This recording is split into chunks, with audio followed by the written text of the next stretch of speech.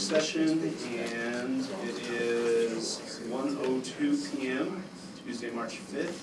We are gathered in the City Center Conference Room, located at 351 West Center Street, Provo, Utah. This meeting is being broadcast live on the web on the Provo City Council YouTube channel, where it will also be available for on-demand viewing. Please be aware that microphones in the room pick up the noise of paper and other rustling objects. Further, be aware that the microphones can pick up side conversations. We'll begin with roll call. Mr. Strachan. Cliff Strachan. Gary Millward. Dave Knacht. George Hanley. Elizabeth Van Orgen. David Harding. Bryce Northford. Dave Sewell. Wayne Parker. Isaac Paxman. Welcome the administration, and imagine we will be joined by the mayor Shortly. later time. Yes. And we would also like to excuse Mr. Winterton, who will not be joining us today. I imagine we'll be joined shortly by a couple other council members. Also wanted to thank Mr. Gary Millward for stepping in for Brian Jones, who's out for the first hour and a half or so. And we'll actually look to him for our opening prayer.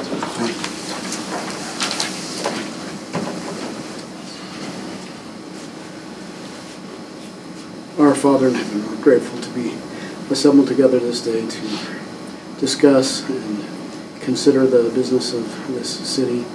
We're grateful for the opportunity that we have to serve and be of service to those who live and work in this community. Pray that Thou will help us to do those things that can bless and uplift their lives, and do so with Thy guidance. These things we pray for in the name of Jesus Christ. Amen. Amen. Thank you for that. A note on decorum: although this is a public meeting, only the presenters and those seated at the council table may speak or ask questions unless otherwise invited by the chair. I have an announcement for council members, but I think I will hold off until perhaps after the first item. Maybe a couple more will be here with us. So we will move to the first item, which is a discussion on the economic development impact that has been produced through parks and recreation efforts. Mr. Scott Henderson, the director of our Parks and Rec Department. Thank you, Chair. Thank you, Council. Through the years, we've talked a lot in Parks and Recreation about quality of life and its impacts through Parks and Recreation. And I don't want to minimize that, because I think that is a major reason that we have this balance, and that we come to work every day to create that quality of life experience for our neighbors and citizens. But today we want to add to our narrative the economic impacts, and add to that to our departmental analysis.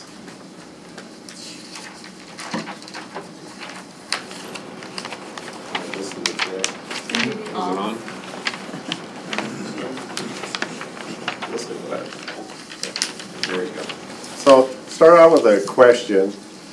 Do government operations like the Rec Center, Peaks Ice Arena, and East Bay Golf Course and Covey Center enjoy an advantage over private sector in payment of sales taxes? So we'll come to that, answer that question a little bit later, but what our goal was about this presentation is we wanted to work with the Utah Valley Convention and Visitors Bureau for each facility operation. You're going to hear from all of our leaders today talking about this, and talking about what financial impacts running these type of facilities and the activities that they have happen. So the answer to the sales tax is Provo Parks and Recreation is a top 30 business in Provo, paying $450,000 annually in sales tax, and that's from those facilities that we talked about. So the first economic impact that we are going to hear from is, we're going to hear from Paul Dearden, our general manager at the Covey Center, and then we'll work our way through with the managers, each reporting on their specific area, and then I'll come back to finish up. Okay, fill you in a little bit on the Covey Center, so that you've got some background on our economic impact and what we do. Basically, we're a regional venue that we're in a lot of cases known farther outside Provo than we are inside Provo. We run about 228. These numbers that I have are actual numbers that we took from 2018, from last year. So we ran 228 ticketed performances last year. For those ticketed performances, we sold over 74,000, almost 75,000 tickets. We generated over $812,000 in ticket revenue. Now, what you have to understand is that this does not account for free performances that are going on. It doesn't account for performance participants. It doesn't account for rehearsals and the times and the additional visits that come into Provo. One of the things to be noted is that 60% of everything that we do is a client from outside of Provo that's coming in. So overall, we have approximately 100,000 visitors that come into the Covey Center every year. We wanted to find out what our economic impact was, and it was, we couldn't tie it to the Convention Bureau because they deal more in hotel money than in otherwise. So what we did is we took our ticketed patrons and we sent out a survey, and we asked two simple questions. Question number one, do you eat at a Provo establishment to or following visiting a performance at the Covey Center? 60% of those said yes, they do. Question number two was, how much money do you spend when you eat out? The answer was around $30 per time that they eat out. So when you take those numbers and you take the number of people that come through the Covey Center annually, we figure that just in the restaurants in the area, in the Provo area, we're generating about $1.9 million in economic impact. That doesn't include anything of people that are shopping while their kids are participants, gas, or anything else. So that's kind of the impact that we're seeing from the Covey Center. I'm going to hand this over to Brett Watson from the golf course.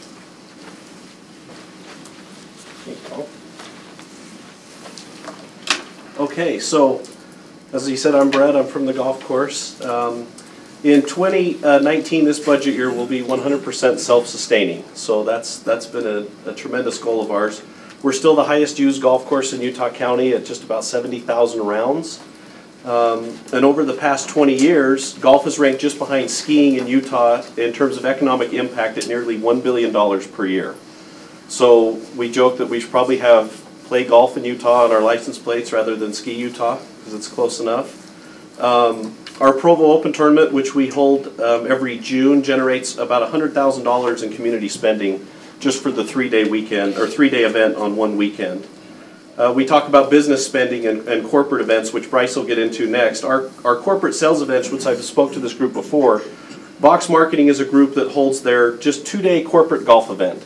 And off of that two-day event, they generate an estimated $21 million in sales just for their one company. So as we move forward to the new golf course and some changes there, we expect to see that number increase by generating a lot more events with other Provo businesses. And then it can't be overstated enough about our location. The reason the medical school wanted to be where we were was because they wanted to be next to a golf course. If you look at all of the businesses surrounding the golf course now, there's no vacancy there in the entire East Bay area. That is the place to be. Not only do we hold golf, but our diversity of events. So annually, BYU's cross-country teams host the Fall Classic, which is in September. Working with the County Visitors Bureau, they estimate that one-day event, so one Saturday, brings in $1 million in economic spending to the city. Just recently in November, we hosted the NCAA Cross Country Championships, which are 40 teams from all over the western United States, including Texas. And that one event, which was a two-day event, was over $1 million in economic impact. Our special day events that we host annually, this last year we hosted the West Coast Conference. This year we'll host one of the girls' state high school championships in May.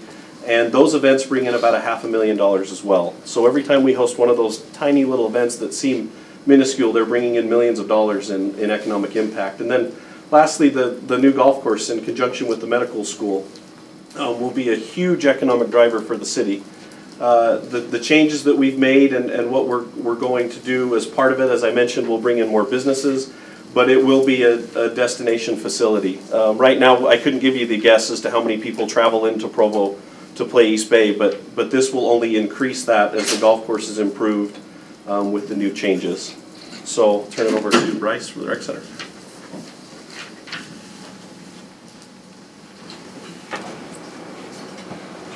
So most of the recreation center's traffic is focused on the resident experience and making sure that we serve those that live here first and foremost, but we do have a few opportunities for economic development and providing opportunities for events and some of these other activities.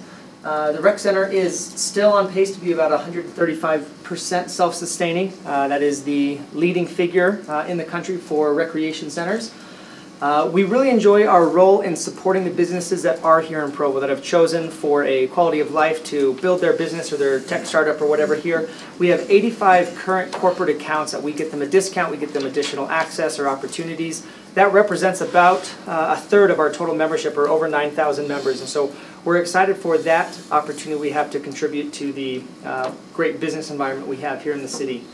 Like Scott mentioned at that first slide, we have just about $5 million in annual revenue, which helps support our tax base. And then we clock just over 2 million visits per year to the recreation center, just over 7,000 per day. And so, again, a lot of that traffic are our residents who come for their daily workout or come with their families for swimming. But we have 300,000 day passes a year that are sold, and those disproportionately go to people that are visiting from out of city or out of county as they come down for a summer day or for a family reunion. And so, like Paul mentioned with the Covey, we trust that they are coming for the day and spending their dollar here at our restaurants or fast food venues or filling up on a gas tank. So in addition to that, we do host a number of events. Our goal is to not ever displace patron visits or regular member access, but we host a number of state swim meets, including the USA Swimming State Conference for the state of Utah. Last year we hosted a lot of their activities alongside the Utah Valley Convention Center. We host a number of senior conferences. We annually host the Special Olympics, the Junior Jam basketball tournament, and just recently we signed an agreement to work with the Utah Jazz as one of the training sites for all of their summer camps and positional clinics. And so these type of events that bring people into Provo from out of town hopefully help to contribute to that economic impact environment. Foster with the ice arena. Right. We've been busy over at the ice arena. We also are 100% self-sustaining now. We have close to 400,000 attendees each year that come through our building. Economic impact of that is great, and most of those visitors that come to our building are outside of Provo City. 75% of those patrons come from the local county, so which is nice. We are the only ice rink in the county, so there are 3 hockey teams that practice out of our building. BYU has a hockey team, UVU's team, and then UVU women's team, which is now ACHA accredited, all play out there.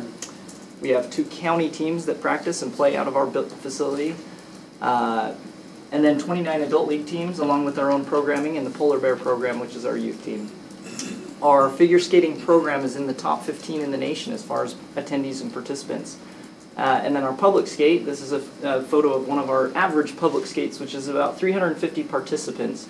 On a busy night, we can double that sometimes. The public love to come enjoy their ice skating. So this weekend, over the next 3 weekends, we host the Utah Recreational Hockey League tournament in our building. That's 9 organizations from around the state who all join us in our area, and they will generate roughly over $1 million worth of spending in this city.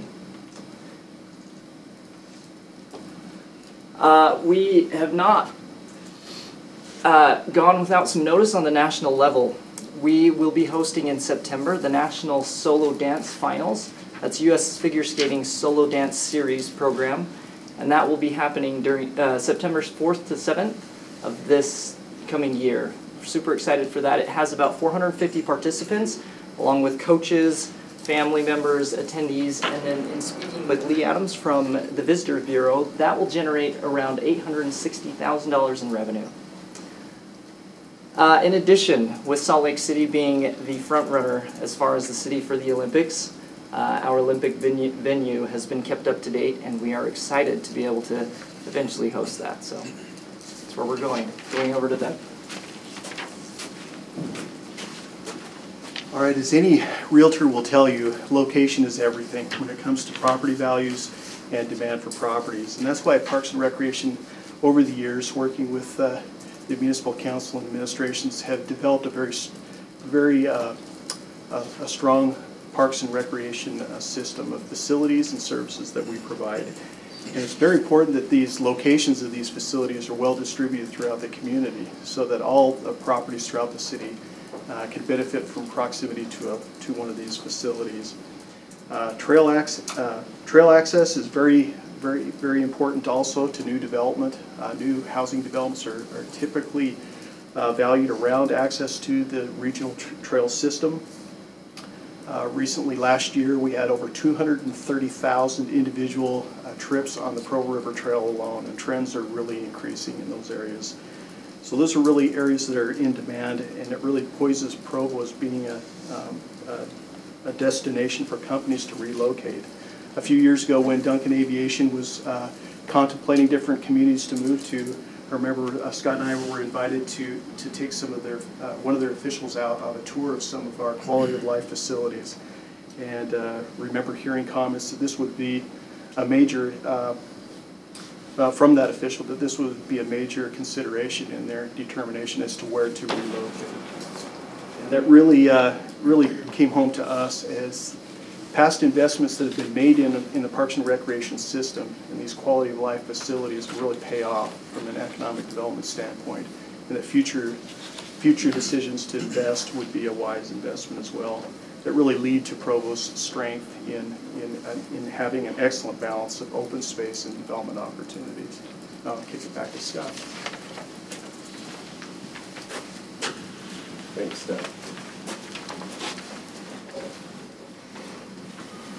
So the proposed project that has really moved us to this discussion to talk about economic impacts is the proposed regional sports park out on the west side. So this is one of our latest schematic drawings showing, 100 acres for this area with 23 fields, all in one location. This is very enticing to people interested in both local use and for regional use, but this gives a good idea of kind of the initial schematic layout with this proposed facility. Let's first talk about local need and why it's important. Right now, we have a lot of active kids in this community, and you've seen our numbers at the rec center, at the peaks, at the golf course. Everywhere we go, we are experiencing high use because we live in an active, healthy community. Well, that's same is true with our sports programs. So we do not have enough fields for our local need. Some kids are not able to play or to sign up because of field capacity and the capacity we have to house them. We are seeing 3 teams sharing one field. There's so much use, it's hard to maintain any level of security and maintenance on those.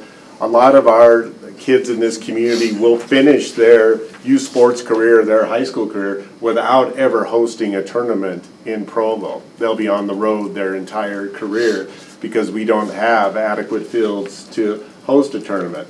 Now, this local need of supporting almost 300 teams in our mix is important because you'll see later that helps it not only to be an economic impact to the community, but also a sustainable operational budget as we move forward with this. This was an example of a letter, unsolicited, that we received. Don't even have a facility to offer yet, but at the top, this is a group that hosts 14 tournaments their year, with the largest one being a tournament with 226 teams. And they just want to host a tournament in Utah. They have been receiving participants from Utah their entire time, yet have never been able to host one here. So when we expand from a local facility, which will have 10 fields, to a facility that we're talking about, a regional one with 23 fields, we can host a tournament with 226 teams and bring them to our community. That's what makes this a game changer in economic development.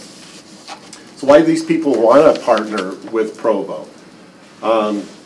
Looking at a facility, we can take up to 400 teams in a 2-day double elimination tournament, so it expands way out of that, just not a local field. we have a track record of success at our ice arena, our rec center, and our golf course. So it's something that people want to attach to. With this active community, we have a self-sustaining operation, and even just on a proposal basis, we were able to get a commitment of $2.5 million from the Utah County Tax and Tourism Bureau towards the development of this project if we go forward. So this is what I normally do when I come to the council.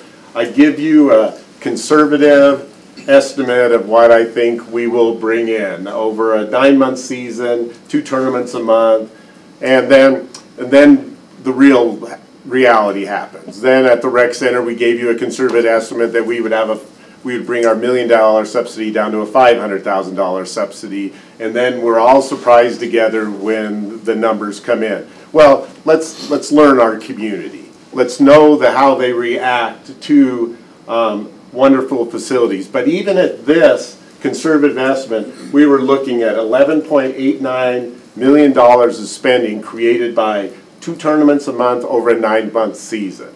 This is the time for Provo to host when it's hot in St. George, it's cooler in Provo. We're probably not going to host tournaments in the winter time, so that's why we focus on our 9-month area. So let's do a real economic impact. You know, this is same tournament size, but normally these tournaments are a day longer over the same month season, but we are going to say we're going to host a tournament every single weekend. And that's how Provo reacts to these type of facilities. When you work that through the Tax and Tourism Bureau, that puts us north at this facility alone in $30.91 million of increased local spending by opening a regional sports park with the type of support that we receive at our recreation facilities. That's dynamic. We have had all of our facilities report on $1 million impacts of events and all those things. You start stringing these things together with a unique facility like this, all of a sudden we can make a really big difference in our community. It always is asked, even though with not all that money comes to us through the sales tax, you know, it is distributed, but how much does it cost to run this facility? And that's where with our local support use and then weekend use, we look at this as a self-sustaining operation, utilizing the existing staff for administration that we have in our department. So this is where we're able to come up with another self-sustaining model as part of our stable here. So once again, another look at the facility, some unique design elements, parking coming into the facility. If you've gone to see your kids play soccer or grandkids, a lot of time the parking is here and your game is over here. That seems to be very typical. You know, so we go in and we really tried to create a center complex to give it a real exciting look and feel. So moving from economic benefits, does Provo City benefit from a well-run and efficient Parks and Recreation Department? I mean, it's a, you know, when you take it out of just creating visits and hotel rooms and all of that, how does Provo City benefit from having a Parks and Recreation Department like ours? And this is unique in our business. We may sometimes not understand how unique it is, but it is something that is very unique to Provo.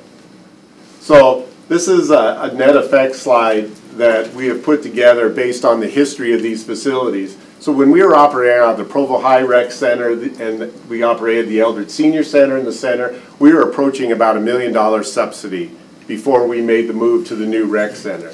Now that rec center has eliminated all subsidy and contributes $500,000 back annually. That is a $1.5 million difference.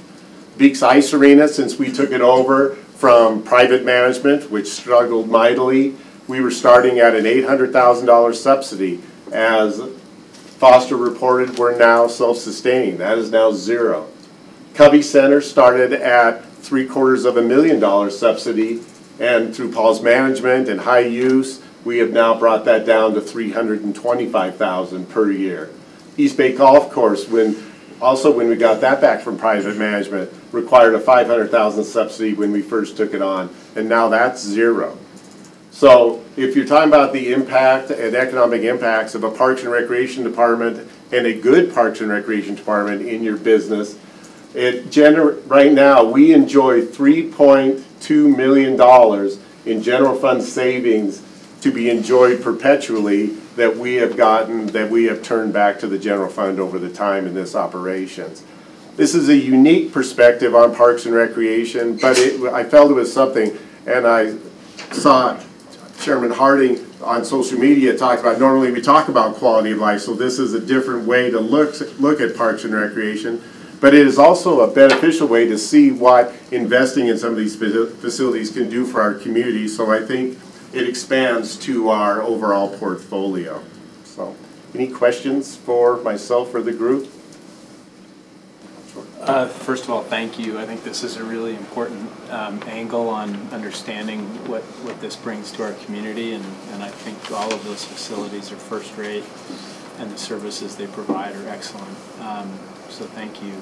I'm curious to know if, given the numbers of visitors at the rec center, and maybe a similar question could be asked about the Peaks Arena, is there a need at some point of another one? I mean, I know that's maybe looking out pretty far into the future, but maybe not. I mean, it just seems like you could get to the point where it's too crowded, it's not enough of a facility for the entire community, and we would be thinking about another facility. Is that entering your thoughts at this point? It's definitely part of the discussion. Some of the management techniques you've seen from our department are an example of the triple play membership, where we take those members at the rec center and now expand them to a field house fitness use at the Peaks and expand their fitness and recreational interest to the golf course too. So that's been how we've been able to stem the tide. Being at the rec center for the last 5+ years, we definitely manage things different. I think when we went into it, we planned on running 40 fitness classes a week, you know, for all of our members to enjoy. And I think we're up to about 140 now, aren't we, Bryce? 165 a week. I'm sorry to underestimate. Yeah. And all of them full with, you know, 35, 40, 50 people, depending on the class size. So we have had to change how we manage. You're exactly right. But, you know, there could be that point where we are, but lucky we built big, you know. Thank goodness that we built a 162,000 square foot facility with an adjacent outdoor swimming pool, because we were able to handle this. If we would have done this at a lesser level, then we would have been facing that complaint every single day. So I think there's just a lot of good things here. We often... Glad you think that, Dan. Well, you know, the other day the mayor went somewhere and said, Provo's the best. Up at this alleged Capitol, everyone up there thinks their city's the best, but I'm the one that blurted it out. And you've got statistics to back you up. I do. I didn't want to hear that, though. We do have statistics, and part of that is being fiscally responsible as a community. And this is just one of the areas where a lot of communities can't say that they're doing this well with their facilities. I mean, and the difference that we've made in the last, I don't know, 5-10 years to bring these things to just kind of a world-class level and bring in our A game. And it does attract, I believe, better jobs, and people come and say, well, what does Provo have to offer? So it's our quality of life, but it's also our future as people look at, do they want to invest in Provo? Yeah, the paradigm a lot of communities get lost on is it fiscally conservative to continue to operate in outdated facilities?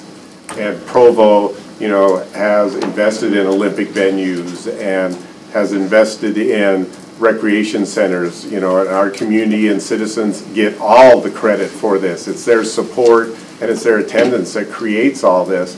But having those facilities, those relevant facilities, is what people get excited about, and we're the direct beneficiaries of that. So we are running a little low on time, but I could just throw out a suggestion, I think you've put together a really good presentation here.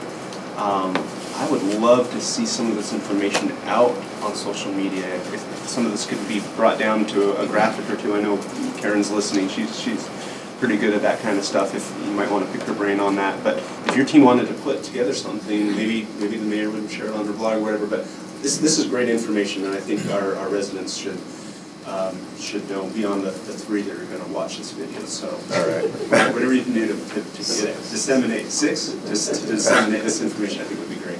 Well, thanks. And thanks to the council for all those support over the years. You know, this is a combined effort between a department, a council, and an administration that puts us in this situation. We have felt that support all the time, and I hope everybody shares in this success story.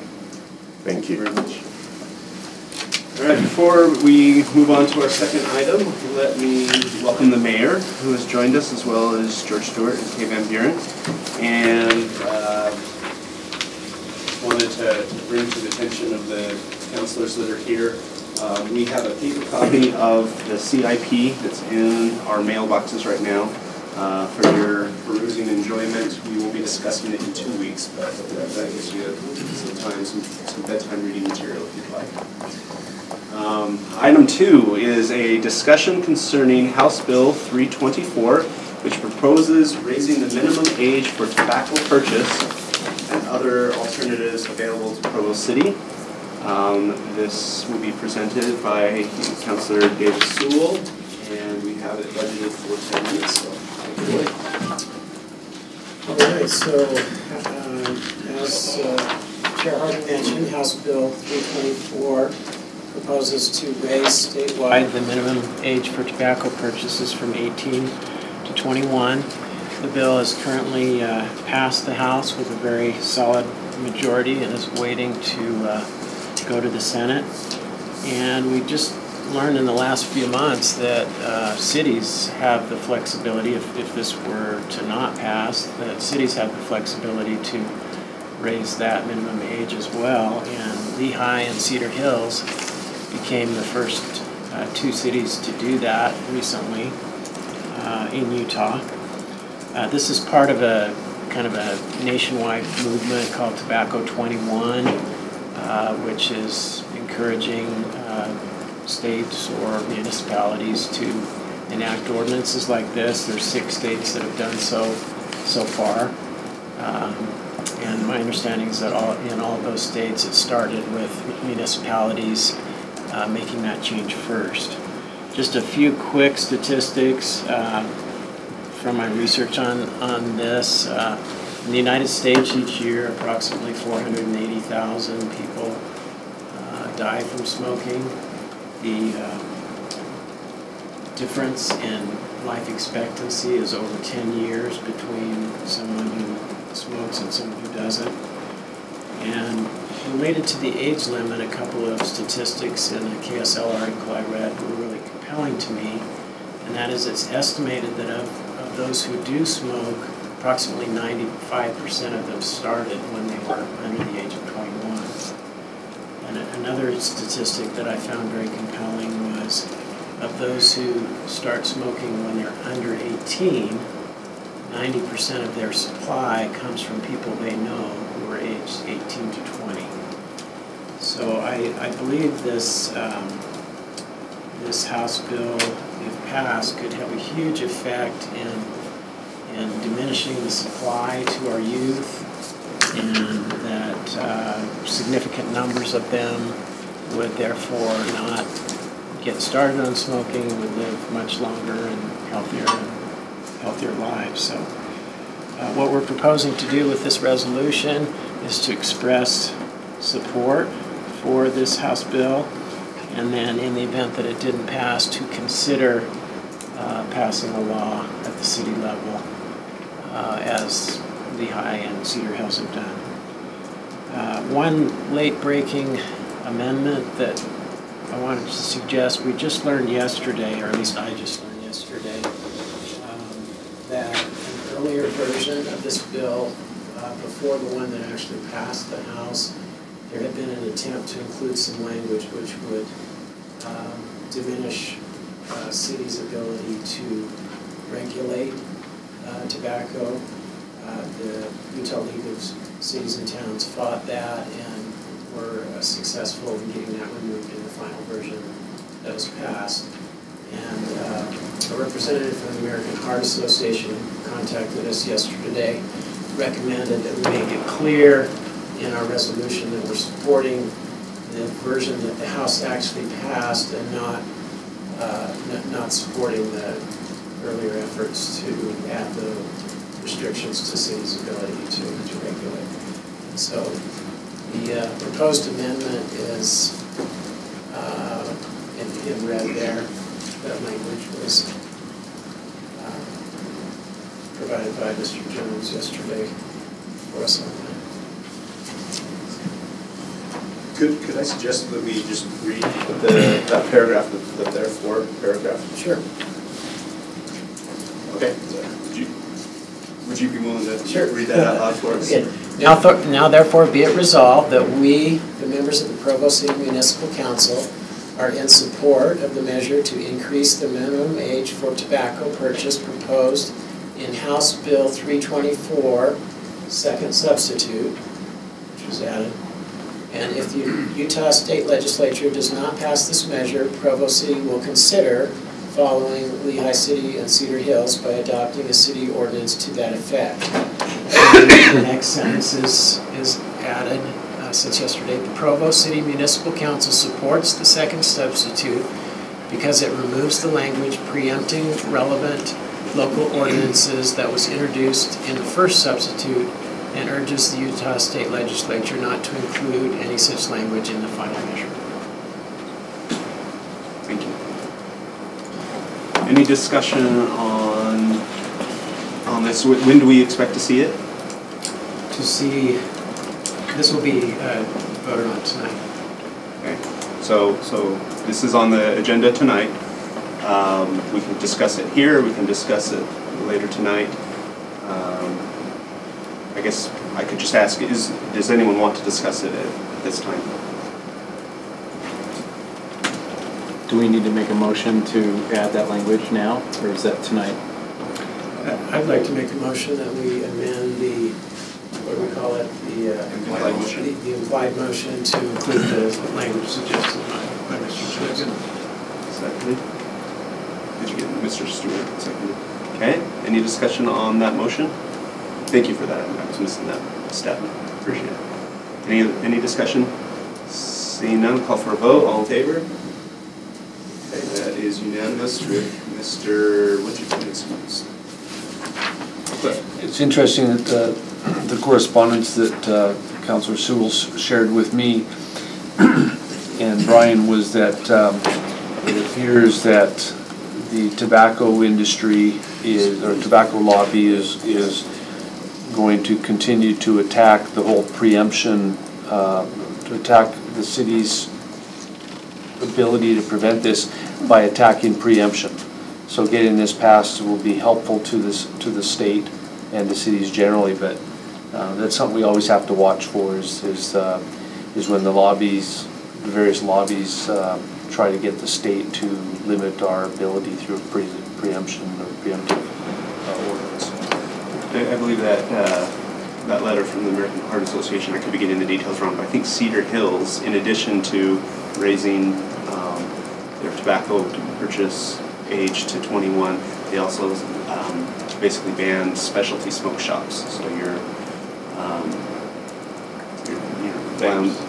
vape lounges and things like that are now forbidden in Cedar Hills, and so the first substitute would have raised the state level age to 21, but also would have eliminated the ability of cities to craft their own regulations for things regarding tobacco. So. Incidentally, there's another bill out there intending to prevent e-cigarettes being sold from anything other than tobacco type stores. So get them out of the 7-Elevens and Mavericks and stuff. Okay. Thank you. We will move on to item 3, a discussion regarding a proposed ordinance amendment prohibiting the sale of dogs, cats, and rabbits from commercial animal establishments. This is scheduled to last 10 minutes and will be presented by our Executive Director, Cliff Stratton. Thank you. This bill did not, or this ordinance did not initiate with me, but by virtue of preparing the work on it, I get to present on it. So this is an ordinance to prevent the sale of dogs, cats, and rabbits at commercial animal establishments in the city of Provo. It would require a certificate, the ordinance would make it unlawful for a person to sell or otherwise transfer ownership of a dog, cat, or rabbit in any commercial establishment in Provo unless it came from a shelter or rescue organization. It would require a certificate of source for each animal. It would provide a breeder exemption for animals sold from the premises on which they are bred and reared. And one of the things I read as in research in this topic is that it's considered to be better for the animals to come from, say, a home environment to a home environment rather than to be from behind glass, you know, as a good. It would provide for adoption of these animals from establishments that provide space and care to animals from shelter or rescue organizations. And often in ordinances you ask if there's a penalty. A violation of this ordinance would constitute a Class C misdemeanor. 11 cities in Utah have adopted similar ordinances, and I didn't total them, but it looks like hundreds of cities across the country. Why Provo? Why now? Recently, the Daily Herald reported on certain pet stores' business models that include selling animals from breeders that could be construed as puppy mills. Such mills have a reputation for mistreating animals by breeding and rearing them in filthy or crowded condition, which makes them more prone to diseases such as parvovirus in dogs, feline distemper in cats, or enteritis in rabbits. Canine parvovirus can and does move to these other animals. Parvo is a highly contagious and deadly virus that can kill pets within 24 hours. So it's a problem. It's usually what we find out is that these animals that come sometimes from breeders, from the various mills, and I've seen it described as each one of these categories as having their own mills. But what ends up happening is people's pet gets really sick within days of being adopted, and in many cases dying. Rescue organizations, another reason to promote the adoption of dogs, cats, and rabbits which have been dropped off at shelters or rescued by the many such humane societies and rescue organizations.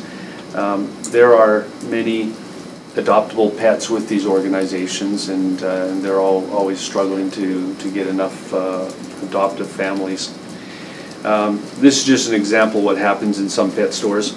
Some stores sell puppies, kittens, or kits, which I understand is what they call rabbits, baby rabbits, as though they are merchandise. The system is the same as any other product in the store. They are raised with low-cost production methods in which corners are cut to maximize profits, sold to a broker or middleman, and delivered to retail stores to be bought by customers.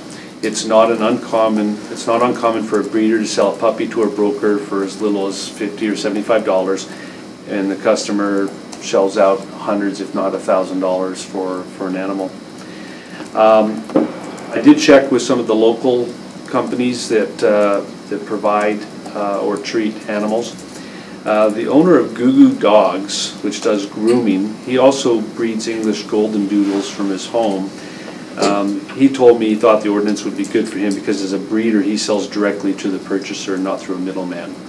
He also commented that he gets nervous sometimes when people bring in puppies and he finds that they've been bought from stores. He worries about what they might be bringing in with them. Jay's Jungle up here on Center Street does not sell dogs and cats, but sometimes sell rabbits. He did ask the question why Provo would exempt breeders in this ordinance. Rocco and Roxy Supply, I've been unable to contact them. I've left a message. There's another company that the number I had for them doesn't seem to go anywhere, so I think they're out of business. It appeared to be some kind of grooming company. The IFA here in Provo does sell chicks and rabbits. The manager says IFA gets its rabbits from certified breeders, and in reading up on some aspect of that, there are provisions and licenses under USDA, Department of Agriculture, for how these things get handled. So I would like to spend a couple more days looking into this and get more detail before we bring it back to you on the 19th, which is when this comes to you next. But I told each of these business owners that I would give them notice of the meeting in 2 weeks so they could come and speak to you at the council meeting on the 19th. I also told them I would share this discussion from the video link to them so they have that information and the draft ordinance to review. So are the problems in the industry with poor health and poor care at puppy mills, are these so-called puppy mills certified breeders like IFA was talking about? Probably some, but I don't believe, I believe where the problems are is where, I'll give you an example, and not necessarily from a puppy store, but often when you go to different malls, shopping areas, you'll see people trying to sell animals from their trunks, so to speak. You don't know anything about the dog, how it was treated, whether it's been properly immunized or any of those kinds of things. I do know when you get them from a shelter, every shelter I've ever been to advertises basically that these animals have been looked at by vets, they've been inoculated and vaccinated or whatever else needs to be done, and in many cases spayed and neutered, spayed or neutered. But they come to you in a very responsible way. So I'd be interested to know how many breeders are certified, what does it take to be certified, does that really give us any level of protection, and do we need to do anything special with IFA? Sounds like they have an arrangement they're comfortable with, and when when they mention that they deal with certified breeders, I'm going, well, okay, that's a question. Right, and I know that one aspect of that with USDA has to do apparently with volume, how many are being raised, for example. So I'll do more research on that. What I'm actually going to propose, Mr. Chair, is that we put this item again on the work meeting. Allow me to come back and take 10 minutes or so just to give you an update on what additional questions. The initial effort in many cities has not been so much in response to companies like Puppy Barn, but more in response to a campaign by the humane societies that are around to try and get more adoptions. Some of the research I found talks about the fact that, for example, with rabbits, one of the issues is that around Easter, lots and lots of people end up with rabbits as gifts for that event, and then many of these end up back in the shelters because they're unwanted, and people, they're cute when they're small, but not so much when they're big, and so there's all those issues that go around it as well. What do you say? Kind of like kids, children. Yeah, kids hopefully by the time they're about 18 move up and move on. We are running low, but let me just kind of throw this together from what I've read and what I've seen. Puppy mills, I mean, that's kind of the label that's been slapped on by people that are fighting against them. And the worst case scenarios will be trotted out where you'll have this rural farm with 5 cages stacked tall and 40 cages wide with dogs that never get out of the cage, and they're just kept there to breed, and just all everything you can imagine with the health consequences of that. Not most sources for these pet stores are not that bad. There's nothing like that in Utah. That would if something like that tried to open up in Provo, we would get them on just the health concerns and the land use. Stuff like that. So it's just the question of where are these pet stores getting their animals. It is kind of the treating of live animals like just goods that are normally sold through retail. You know, you buy a whole box of it and you keep it in your storeroom and you pull them out, whatever. And that works great for dog food, but it doesn't work as well for dogs. And then as Mr. Sharpton kind of pointed out, often there's kind of this demand to buy, but then a lot of them end up in shelters. And so you've got these businesses that are running this like regular merchandise where if you can increase volume, then you can bring down the cost and you can increase the margins, and you're trying to move as much product as possible, and then they end up in the shelters. And so if we already have this supply of people that aren't business savvy, with the supply in the shelters, why are we encouraging people to kind of ramp up and use all those great business techniques that they have to move product when we already have more than enough to meet the demand? So that's, I think, kind of why cities have looked into this. When this was first brought up, we sent an email just kind of trying to gauge the interest of the council, and enough council members said, hey, this is something that we'd like to look at. So we're looking at it now. We've seen some of the initial research. More needs to be done, and we can talk about it in 2 weeks. And then currently it's tentatively on the agenda for the evening meeting in 2 weeks. But I would like to see, is there still sufficient interest in this? Shall we continue to research this and bring it back in 2 weeks? Or I would vote on it, yes. Okay. So we can't vote on it tonight, but we can. Okay. Good to know. Yes, Mr. Bennett. I have 2 or 3 questions. Cliff, you brought up some. Your example of selling a puppy out of the back seat or out of the trunk. How does that? I'm not sure that this resolution specifically, would we deem that as a commercial animal establishment? My guess is that's probably a business license enforcement action, because they probably don't have a business license. So the example then didn't have to do with this. It probably didn't have anything to do with this, but it does. Okay. But the effort is to make it preemptive on having a commercial establishment come in and then start selling them, and then the city to come back and make them stop. The other question I have is, given the concerns we have about this kind of selling, but we're exempting private breeders, I almost dare say, and I don't know, I haven't done the research and I haven't bought many animals, but there's probably private breeders that treat the animals just as poorly as what we're trying to protect with this ordinance. And how do we either write the ordinance or expand the ordinance that there's some protection there, so we don't just get the same? Which is why the question. Is that why he that's why he asked the question of why are breeders exempt? Because in his impression, his experience, that they shouldn't be? That there probably are. His impression, I think, was that there were some that probably shouldn't be breeders. And just as, I mean, like anything else, right? It's the ones that abuse what's allowed versus those that are responsible breeders versus responsible and then I do have, stores. I was concerned about IFA when we first brought this up 3 weeks ago, is how do we, I don't know, Dave, when you were referring to your business model to say you're generating business to sell as many as you can, I don't know, were you referring to like an IFA for that? Or not really, or more general, or what?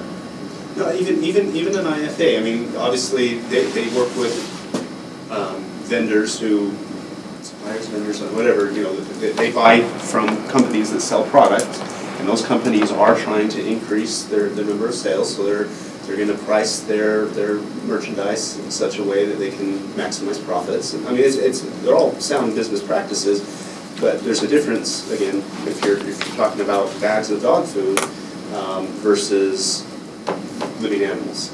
And so yeah, whoever they buy their chicks from are probably, they're estimating how many, IFAs do they have contracts with, so how many do they need to breed, and how can they grow that business? I mean, I mentioned it's... I just don't understand the negative connotation you're giving that. I'm not... Well, you're talking about humane treatment, it sounds to me, right? And I mean, I think Sorry, Dave had his hand up before. Go ahead. Well, so by passing a law saying you can't sell things from breeders, only from a shelter, that's kind of assuming that all breeders are suspect. And that's why I brought up, well, are all breeders certified, inspected, and do they have a level of, a standard of safety or health? Does anyone check on it? So I think these are all good questions. We are going to need to move on. These are all good questions. In my mind, this had to do with, you know, a family has a dog, didn't get it spayed or neutered, whichever, and has a litter. Well, they're still able to sell those puppies from their home, but they're not allowed to like sell it to a pet store to turn around and sell it to someone else.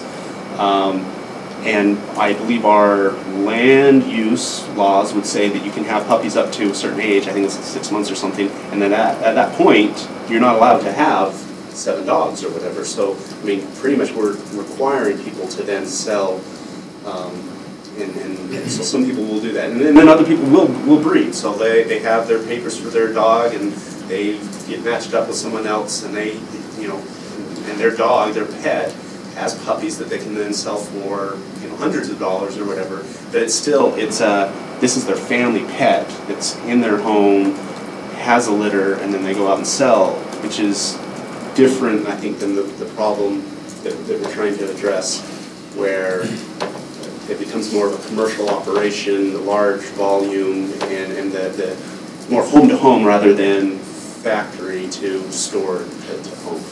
But it's definitely something that we can look at in more in depth, and I think that this was a good discussion, so we can start to bring up these concerns. Let me comment. Yeah, please. I'm in favor of private enterprise, but this one is just really problematic when people are selling pets out of a storefront. I think history has shown, research has shown that it's usually not a pretty good deal. It's not a good deal for the pets, particularly. And there's plenty of supply out of shelters and to get those animals. And that helps the shelters, quite frankly, if you go back to that. Mr. Sewell, did you have a?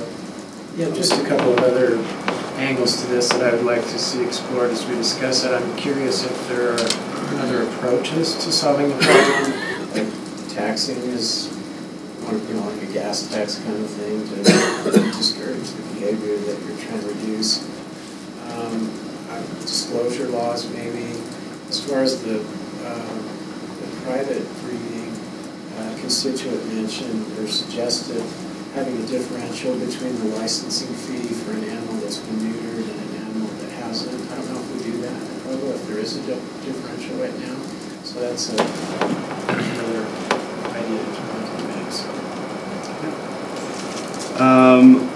We will move on, but let me just throw out our local newspaper has been doing a lot of research, so that may be helpful to us. And I believe this Sunday they'll be publishing their big story on this, and so I think that may actually help move our discussion along. But unless I hear more objections, we will have this in 2 weeks on our work meeting, and then it will also be on the evening agenda as well. Okay, so we will move on now. Item 4 has been rescheduled for scheduling conflict. Just a little bit later in this meeting, so we will move to item 5. A discussion on an ordinance to correct inconsistencies and provide clarification regarding boards and commissions in Provo City Code Title 2. This will be presented by our own Elizabeth Vanderwerken, Council Executive Office Assistant. So take it away. So this is primarily regarding some boards and commissions that are listed in Title 2 of the City Code, which relates to government organizations. So I had a couple phone calls kind of since Thursday when we published the agenda and some confusion about that. So really everything that these changes relate to is outlined in the ordinance that will be before you tonight, and I'll just address some of those changes briefly here. So as the executive assistant for the council, when the mayor sends the council a letter recommending appointments to various boards and commissions, I'm at the administrative end of things, coordinating with those individuals, coordinating with the mayor's office, and so just in that process over the last couple of years that I've worked in the council office, I just kept a running list of kind of some things that were inconsistent or confusing, and so Brian Jones and Tracy Orm in the mayor's office met with me, and we kind of went through some of those items. So these changes we are bringing to you as a result of some of those discussions, and then following up with some of the groups involved. So there are just a couple minor updates, updating names of some boards and commissions. So the Energy Board in the City Code, they're listed as the Energy Department Board, and in speaking with Travis Ball, the Director of Provo Power, he was supportive of that update, so that's pretty minor. Previously, the council updated the youth government organization to the Provo Youth City Council. This would just correct some outdated references that refer to the old name. And then the Unclassified Civil Service Appeals Board, in Chapter 4.03, where that board is outlined, it refers to it as appeal singular, so that would just make that more consistent. So this is a little more involved. These sections, there are some outdated or defunct boards and commissions that no longer exist or are no longer needed. So the Senior Citizens Advisory Board is one that's essentially been rolled up into the Parks and Recreation Department and some of their functions. The Downtown Business Alliance, that's essentially been replaced by, or some of the functions that they fulfilled has been replaced by Downtown Provo, Inc. And to my understanding, the Downtown Provo organization is a little more robust. And then this is one of the introductory sections that just references some of the boards and commissions that are no longer active. There's some others that we came across in the process, but those will require some further review, and so we've kind of passed on some notes to the administration, and they may perhaps bring some others back at a later time. And then this section, so there were some areas that had redundancies, listed boards and commissions 2 times in 2 different sections, and the sections essentially didn't really say much that was distinct or different, and so we've essentially combined sections 030 and 010 to kind of make it a little more concise and then more consistent with referencing the areas of the code where each board or commission is outlined. And then one that was in this section, the Building Inspection Board of Appeals is actually governed by state code, and all of the rest of the items in this section are boards and commissions created by the municipal council to serve a city function. And so that this board was removed simply because the state government regulates that. And then the last change is a clarification for the airport board. So when talking with Tracy Orm, it seems that every year the mayor's office, the mayor was recommending a reappointment of the same individual due to what was required in the city code. So the fixed base operator is essentially an organization like TAC Air at the Provo Airport that operates a lot of the, I guess, supportive functions to different airlines. And so this update would essentially allow, it kind of outlines what to do if there's only one fixed base operator, as there currently is, or if there are multiple fixed base operators, how that term would rotate.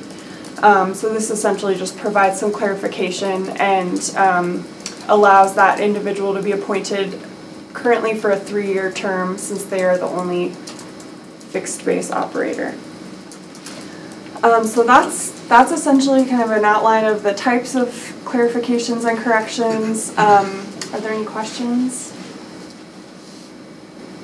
Okay, so this will be at the council meeting this evening, and Brian Jones will be present at the evening meeting, so he was also involved with this and can answer any additional questions that may arise at that time. Thanks. Thank you. Let me commend you for just seeing a problem and proposing a fix to it. That really will help us keep our code cleaner. So appreciate that. All right, let's now move to item 6, a discussion on council work efforts. This is kind of a follow-up from our previous one. I'll be presenting, so I guess I'll move up to the front.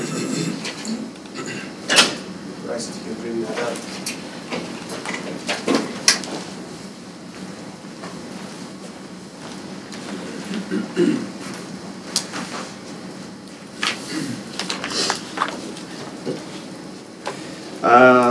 Let's see. So we approved a list of issues that we may want to tackle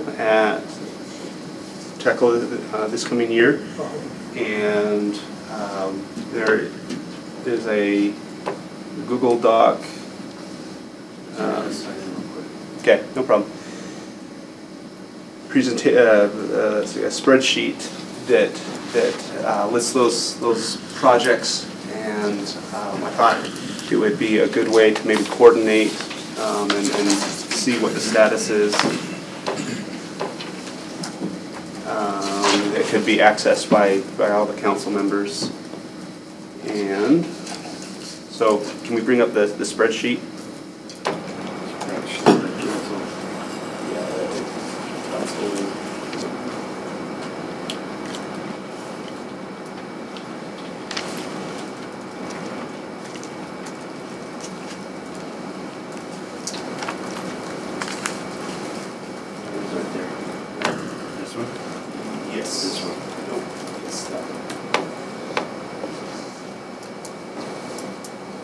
And this is also something that, say, committee chairs could easily keep up to date, kind of a one-sentence status update. Maybe council staff can assist with this as well. So these are the ones that were formally adopted. These are ones that we had already been working on in committees, and then a couple that should be on the radar: inclusionary zoning and community land trust. Some of these have been, individual council members have been working on. Some, like the pet issues, was something that council staff has been working on. Others, committees have been working on. Some the administration has been working on, and then it looks like, that's interesting. I think that's a mistake. But there may be things that the whole council, budget issues and things the whole council may be working on. And then just, I went through and just threw a sentence in, which is where I think the status is on each of these. Some of them are more of a question, others are just kind of the status, the latest update. And I thought this might be a good way to coordinate our efforts. And if you're interested in an item, you can come to this and just take a look at where we're at on it. The second thing is, if you'll switch to the first tab there, I'd like to propose that we create a new committee. It could be called the Election Code Committee. It's an ad hoc committee. This is the mission that I would propose: to review Provo City's current election code with Provo City election officials and propose updates and changes to better address and balance interests of campaign finance transparency, donor privacy, code clarity, and ballot access. Just the time frame on this, we would want to bring recommendations to the council by the end of, let's see, we're in March. So by the end of April, we would want to have it before the council, propose changes, so just with the timeline of the upcoming election. I went through, so this was first discussed with the Policy Governance Committee, and there were some suggestions. I mean, there were questions that we had, like what's actually within our scope and our ability to control, and how are things done, and some of those questions. And so the suggestion was to talk with the city recorder and our deputy recorder, and they were very interested in being part of this discussion. And so a lot of things, there were a lot of answers, and we kind of identified some policy questions. I kind of hesitated to even bring them up here because these are not the recommendations, these are just areas to explore and that we may have recommendations on.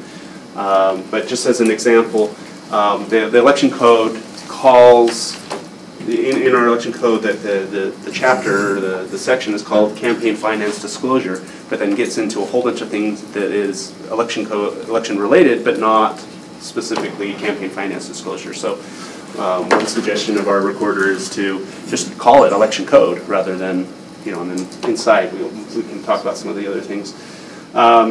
Some of it just needs to be an update, like the current code recognizes campaign donations made by bank drafts, but not credit card or debit cards.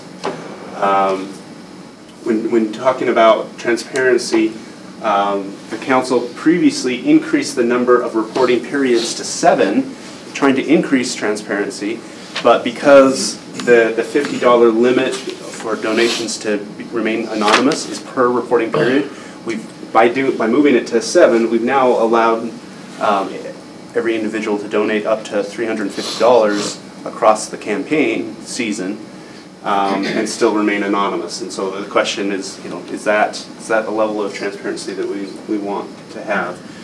Also, one of the big questions: how exactly are donations that are given before a campaign officially starts, or expenditures or donations that happen after the campaign concludes, how are those treated? And so so that's an area that we identified.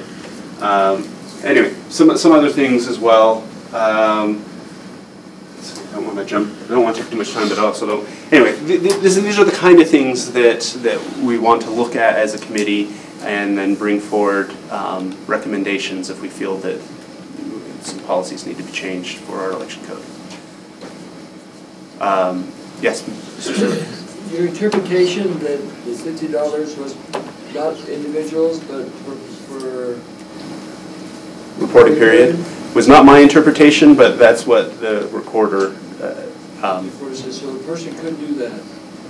Yes. I've always thought, I've raised money before, obviously from 3 campaigns. I thought that it was clearly $50 per individual. So that's interesting. Yeah, so that's the kind of thing that the committee would look into. Yeah, should be clarified and should be very clear to everyone.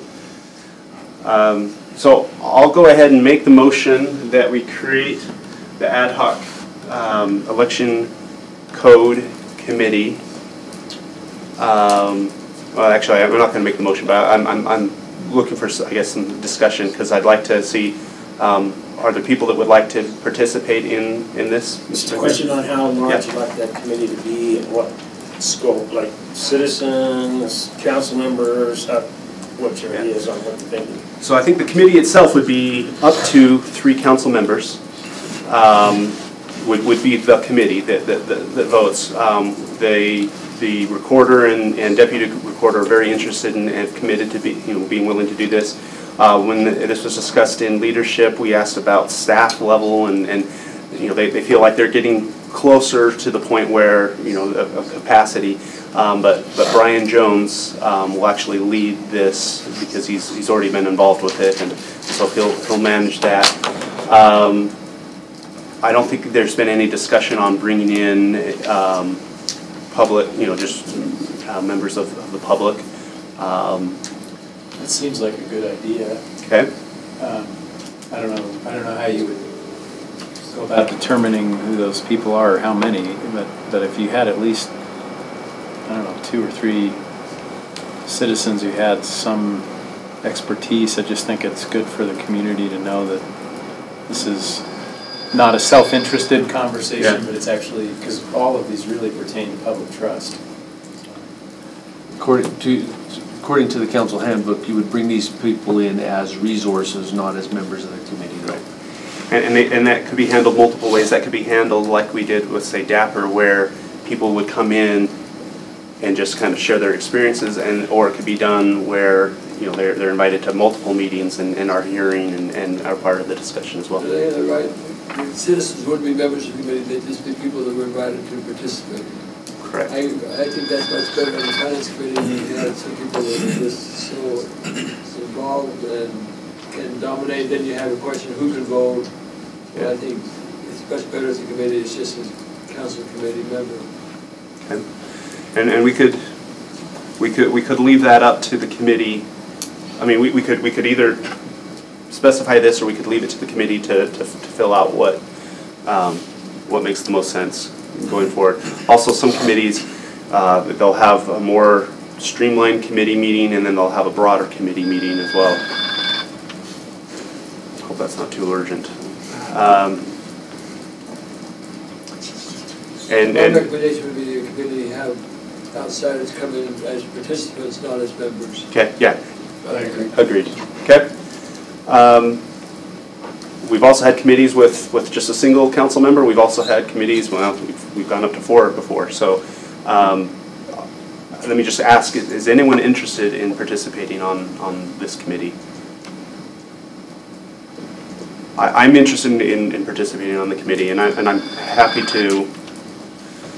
to take this on and then obviously bring back any recommendations to full council. That experience I'll join. Excellent, excellent. Okay. So I'll make the motion, just to keep things rolling along. I'll make the motion that we form this ad hoc committee with that first paragraph. With that first paragraph as just the first paragraph as the mission, with myself as the chair and Mr. Stewart as vice chair. Second. Any discussion on that motion? See none? Just yes, one, please. Where it calls for ballot access. What?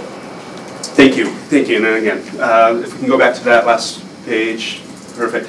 So part of the discussion about ranked choice voting became how the primary or pre-primary phase went, and was there struggles with providing value to the potential voters by having constructive discussions and all of that.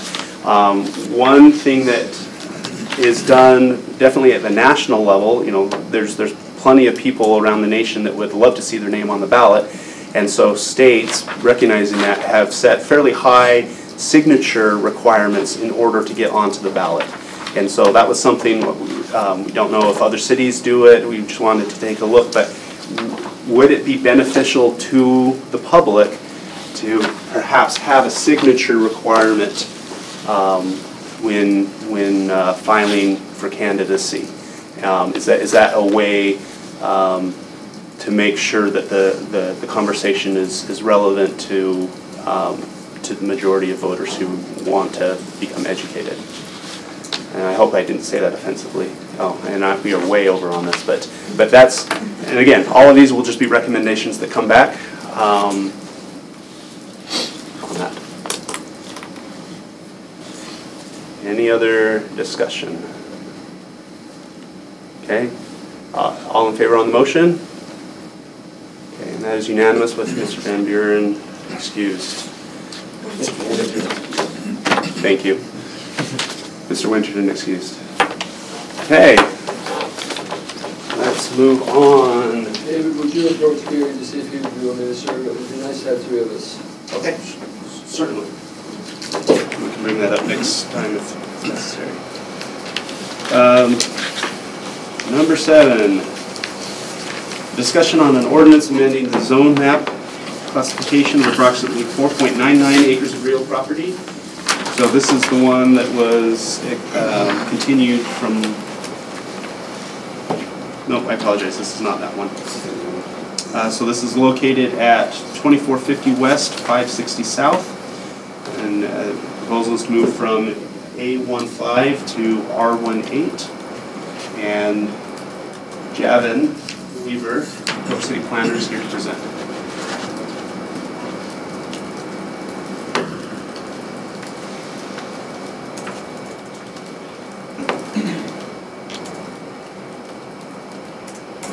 Yeah, PowerPoint.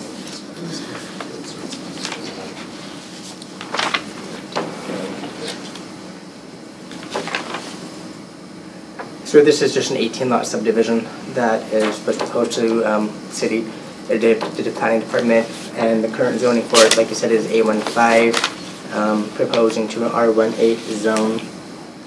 The surrounding uses are either agriculture or currently single-family lots, I believe R110 primarily. The applicant has done some work just across the street from the proposed subdivision. The applicant's worked with staff over a couple of months to come up with a site plan that works, that meets city code.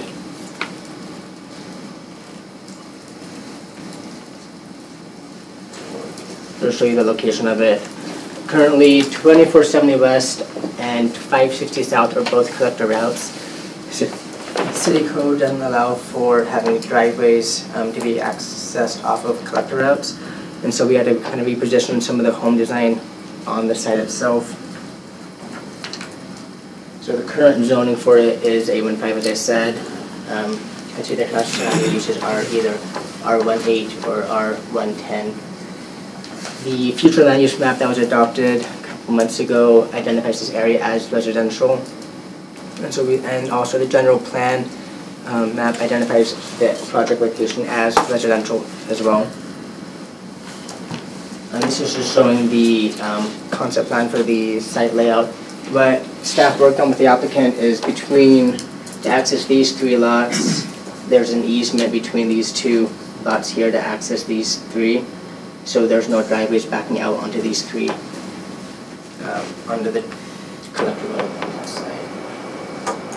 And the applicant worked with us to also provide access to this neighboring vacant parcel for future development when it does come to the city. Next.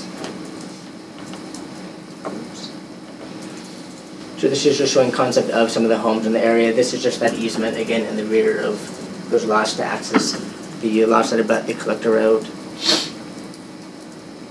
and some concept plans or architectural renderings showing what the homes could look like. The applicant has had quite a few inquiries from residents within the area. It's like kids that grew up, parents that had kids in the area that had now grown up, want to build and still live within the Provo Bay neighborhood, and so that's where they've seen some interest in.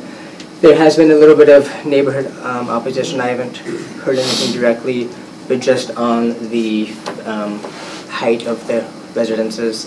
But I reminded them that if they were to rebuild a home, they could also build up to what the current zoning code is of 35 feet in height. So they would be meeting that. The applicant will be there tonight as well if you guys have any future questions. Do you have any questions? Look like it. All right. Thank you very much. Oh, go ahead. Where's Public Works on this approval process? They've been working with us, and we worked with them for that easement. As far as sewer capability and capacity and that problem we're dealing with, they've signed off on this from whatever, 2 individuals. They have not brought that issue to my attention. Okay, so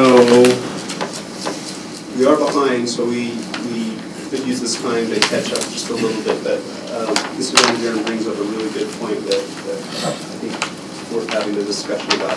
Looks like we lost Javin, but we do have Mr. McGinn here that can be helpful, that might help us with this. Do you want to? So my concern. I think we're on the same page. Yeah. So my concern is we've said we've got some infrastructure problems. We have only so many connections left. And I think we've kind of asked, like, how are we going to distribute these? I don't think we've ever kind of come up with a policy on how we're going to distribute these limited number of utility connections.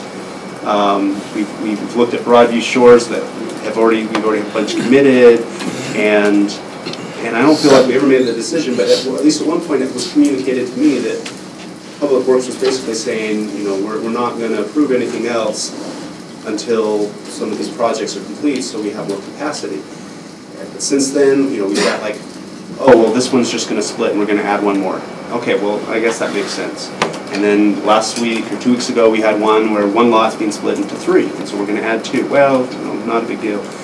Now we're up to something that's 5 acres and 18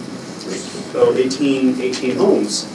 And we're also hearing that Public Works is okay with that. We've got capacity for that. And so I guess the concern is just what is being communicated with developers? Who's making those decisions about this is considered infill, and so we're okay with approving 18 more connections, or these 3 are okay? Are others being told, sorry, you're asking for 40, and we're not going to do that? Doesn't matter where the 40 are. Does everyone have the same access? What's the policy? So I think that's at least my concern.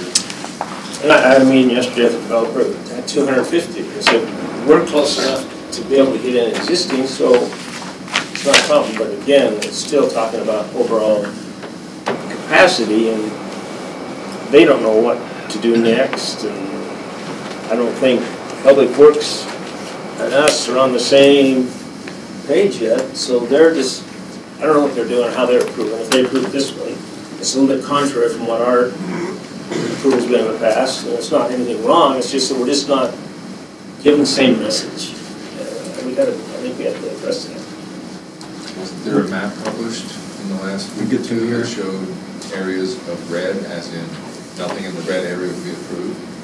The capacity is not there. So is that what we're going by, is that map? Oh, I doubt it. It sounds like there's confusion here, but I'm just bringing it up. If we printed a map, are we following the map?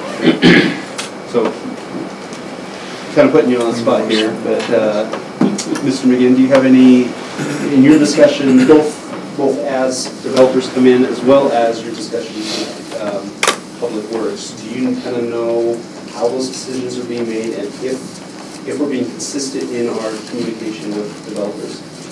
Well, I think we are trying to be consistent. I think we are consistent with developers. When a developer comes in to community development, the answer from us is go talk to Public Works. And then Public Works, as they look at it, not every area in the city is the same. Some have more problems than others, and then as a case-by-case basis it comes in, they'll do an analysis, they'll do some modeling, and make a recommendation of whether they can serve that or not. So I'll make sure that the message gets to Public Works. I assume this item's, the first reading is on tonight at the council, and that they'll be prepared to talk about those issues. They do have a general map showing some of the difficult areas in the city to develop for particular reasons. And in a particular area that may have a problem, it may not be the same problem in a different area that's difficult. And so as they go through, I think they're trying to be consistent and trying to analyze it and be allowing development to go forward that's appropriate to go forward. Thank you. And when you communicate that, if you'll just ask, I mean, is it on a first come, first served basis? Are you concerned about people kind of locking up spaces that they're not ready to use yet, just knowing that there may be a scarcity? Just those are some questions that I have on that as well. So Elizabeth has the map. And this property is within the non-red zone, the yellow zone, which I can't remember what it means, but we'll get it. Excellent, thank you. I just sent a text to Mr. Decker asking him to be available tonight to respond to your questions at council meeting. Thank you.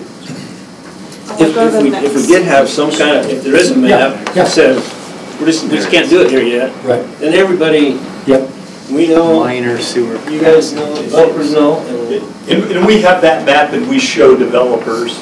And when it's in the red zone, the answer is, oh boy, good luck. If it's in the green zone, generally there aren't many concerns, but you still need to work with Public Works. And then in the other areas, it kind of depends. And so the first thing they need to do is sit down with Public Works and go through those. But that map that you see is one that's widely disseminated. Thank you. And I think that this is good for me to know, so if a developer comes and asks me about something, the first thing I can say is, there may be issues, go talk to Public Works. Yeah.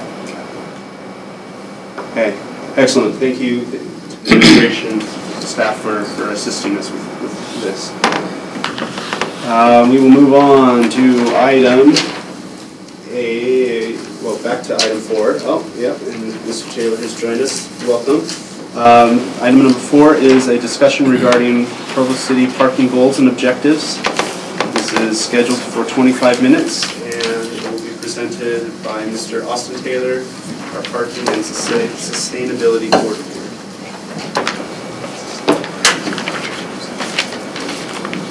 Thanks for having me. So I've been working for the city since November, and in this time I've been studying the parking strategic plan that the city had adopted in 2013. I've been studying that. I've been reading a ton about parking better management practices, and a lot of what I'm going to say today is just general broad goals that are included in those things that I've been reading, the literature, and then also the parking management plan that Provo has. Okay. I wanted to introduce myself a bit, if you don't know me. So I've been here since 2012. I graduated from BYU. In my spare time when I'm not working, I love raising chickens. I have chickens in my backyard. I love riding bikes, mountain biking, bike touring, everything.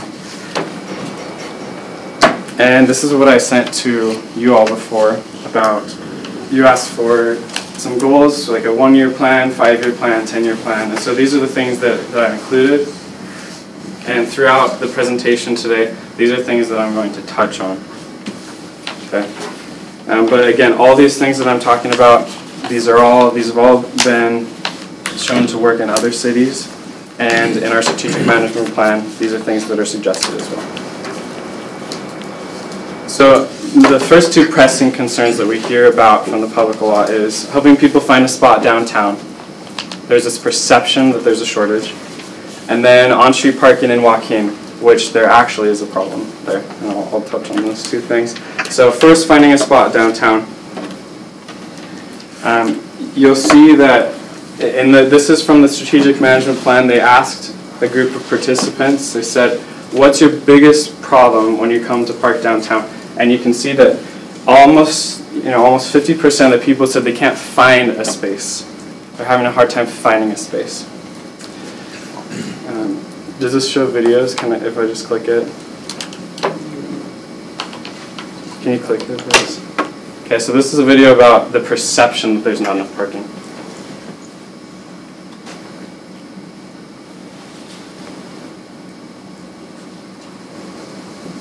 Is the video online, or is it? No, it's embedded in the PowerPoint. I think sometimes it has to reference where the file is from. Stick it in the file. That's fine. I can just say what they're saying. So this is somebody from Zions Bank, and he's saying that one of the popular myths that they have downtown. He uses that word myths. He says that there's not a lot of parking, but he says it's contrary. There's huge parking garages that we have downtown that have, in some cases, yet to be discovered by the public. And he uses the phrase "more than adequate." He says parking downtown is more than adequate. And so some people ask, really, is that the case? You know, we find creative uses of our space. People will play bike polo in our empty garages. We'll host concerts on top of our empty garages. This is a video of some kids that are longboarding down one of the garages. All right, I wish I could show it. And this is another video I found on YouTube of there was a flood and they were wakeboarding through an empty parking lot.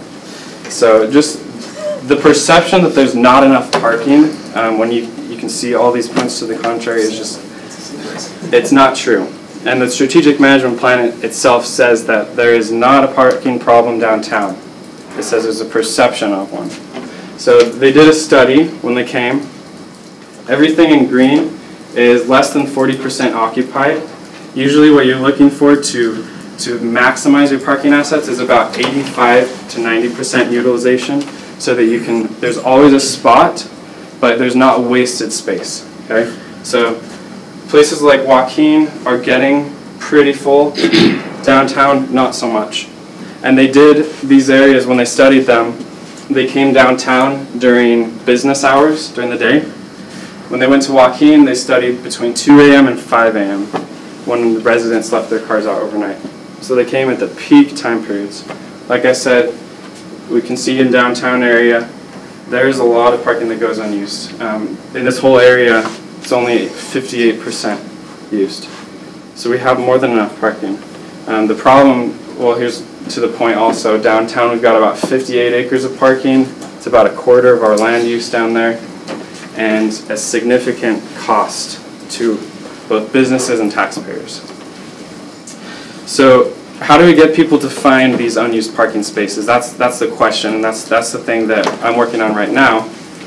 So I've come up with this map that you can see on the left. This is a principal map that the hotels and the convention center are distributing to their guests, and it shows where all the parking garages are and their relation, their hours of use, how many spots there are. And this is a downtown wayfinding plan that I'm working with purchasing on to get a request for bids out, and we should see those on the street pretty soon. I've also created, I've also created an online interactive map. So I've gone through and I looked on Google Earth, and then I also went around in the parking garages and I physically counted every parking space that we have downtown. So I've created an inventory of that. Everything in green is public, everything in blue is private, which means if you're an employee, if you're a customer, you can use those parking spaces. Green is fair game to anybody. It also includes bike parking and transit lines, buses, trains. So this is open, it's online right now. If you go to parkingmap.provo.org, then you can access this. It's really nice too, because if you click on one of the spaces, it'll tell you when it's available, what the cost is, how many spaces there are, if it's public or private. So it should have basically everything people need to know about parking downtown. Now, there will probably come a point where this is not enough to lead people into those garages and to change behavior, and so that's where things like meters come into play. What the parking enforcement crew and what downtown businesses tell me a lot is that we have people in the downtown area, Center Street, University Avenue, the side streets, that overstay the 2-hour limit. And if you look at the enforcement data, their citations, you can see that's true. People are staying longer than they're supposed to. And even though the sign says 2 hours, you're only supposed to stay 2 hours, a lot of people stay longer than that. And so what meters encourage is for people to actually have short visits. And what this is going to help businesses with downtown is, instead of having an employee park for 8 hours in one of those prime spots right in front of the businesses, all of a sudden they're incentivized to go park in a garage instead, and that space opens up for customers of the business. And so you can maximize one parking space. Instead of having one parking space used for one person all day, you can get 5, 10 people per parking space. And so that means easier parking for customers of the businesses and potentially more business downtown. And then this is something that Downtown Provo Inc., they got businesses that are working with them together, and they agreed that once enforcement is increased, maps, signage, wayfinding is better, and we figure out some of the agreements that we have with the parking garage managers, that this is something they'd like to see. And they want to be part of the discussion on what types of meters, what they look like, all that kind of stuff. So this is something that I'm hoping to see, because it's going to increase turnover in the business areas. Okay. It's a simple supply and demand formula with parking meters. Right. The number of spaces that we have is staying the same, and right now people are saying they can't find a place to park. But the moment we start charging for it, spots will open up because people will start using the garages instead, and then people will find spots around downtown. It'll be so much easier for customers.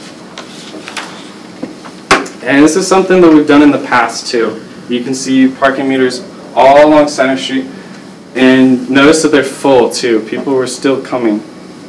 People will still come to places with parking meters, even in the rain. Right, pretty crazy. This is Center Street. I found this map this is something Josh Yost gave me. Everything in red had parking meters on it. So we had them once a long time ago here in Provo. And then another way that we can open up parking spaces and make it easier for people to get downtown is encouraging other modes. I love this photo because it shows how much space each mode of transportation takes. It's the same amount of people in each photo, and then you can see the space that their vehicles take up. On the left is bicycles, middle cars, and the right is the bus. And you can think about how much space all those cars take up when they're parked. 180 square feet per car. And cars sit about 95% of their working life. So if we can get people biking, walking, taking buses instead, then we'll see even more parking spaces open up. Okay, so that's downtown. Any questions? Yeah, can I just go back to the last slide? Yeah. I think one of the tricks here is not necessarily forcing people to not drive, but making the bus system, making the experience on bike pleasant enough that they say, you know, I'm going to make the choice for myself and I'm going to choose one of these alternative modes. In part, and perhaps part of it is, you know, so I can save a buck when I go and go downtown. You know, I'll just keep that in my pocket and I'll walk instead, or I'll hop on the bus on UVX since they do that for free. And I think UVX does a great job with that already because it is free for everybody for 3 years, and so it's becoming the financially smart choice to take the bus too. And isn't it also true that active transportation is better for businesses along? I mean, it seems to me that if people are walking from the UVX station right on Center and they're walking to their destination, I don't know. I mean, I walked from there to here. I walked past what, 15 stores or more on the way. So there's and it's slower. You're more likely to interact with the environment. It's true. In Salt Lake City, if you've been recently and seen Broadway 300 South, where they put in a protected bike lane. So the University of Utah did a study on retail sales in that area. And after they put the bike lane in, retail sales went up 13%. I think personally, because I walk and bike most everywhere I go, I think personally it's just easier to stop when you're walking or biking, especially if you're walking along Center Street. It's hard not to be tempted by the cool things that are in the window and just walk in and spend a few bucks. That's what I think. Council in the past has made some decisions based on the fact that people would use public transportation or would walk or bike. I think you have to be really careful to know that that's going to happen before you make the decisions. I'm frustrated still watching these now longer buses run empty. I don't know if any of you else, I'm sure you all know this, there's still maybe certain times of the day there's usage, but the usage is dismal in my mind, at least in my visual. Have you seen it during? It's the case, and unless you have some statistics otherwise, which I'd like to see. I've talked to, what's her name, Mary Delamere.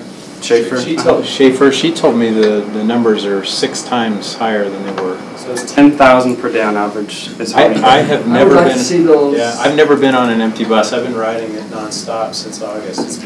It's actually, my perception is that it's even higher now than it was in the fall. Well, I don't think that question is higher. Yeah. The question is it being utilized at what percentage of capacity? Well, according to what she told me, and we could, 5% of capacity, then that's still not very good. I would like to, I'd like to have some, because just visually, if you watch those buses almost any time of day, there's certain times of day there are some passengers, but sometimes they're still almost all empty, which is frustrating to me. Yeah, that's interesting. That's not I there. think we should get some numbers because I think different her, people may have different perceptions. Mr. Strachan, so if we could reach out and just maybe either invite them to come and do a presentation or invite them to share some statistics. And then you say them?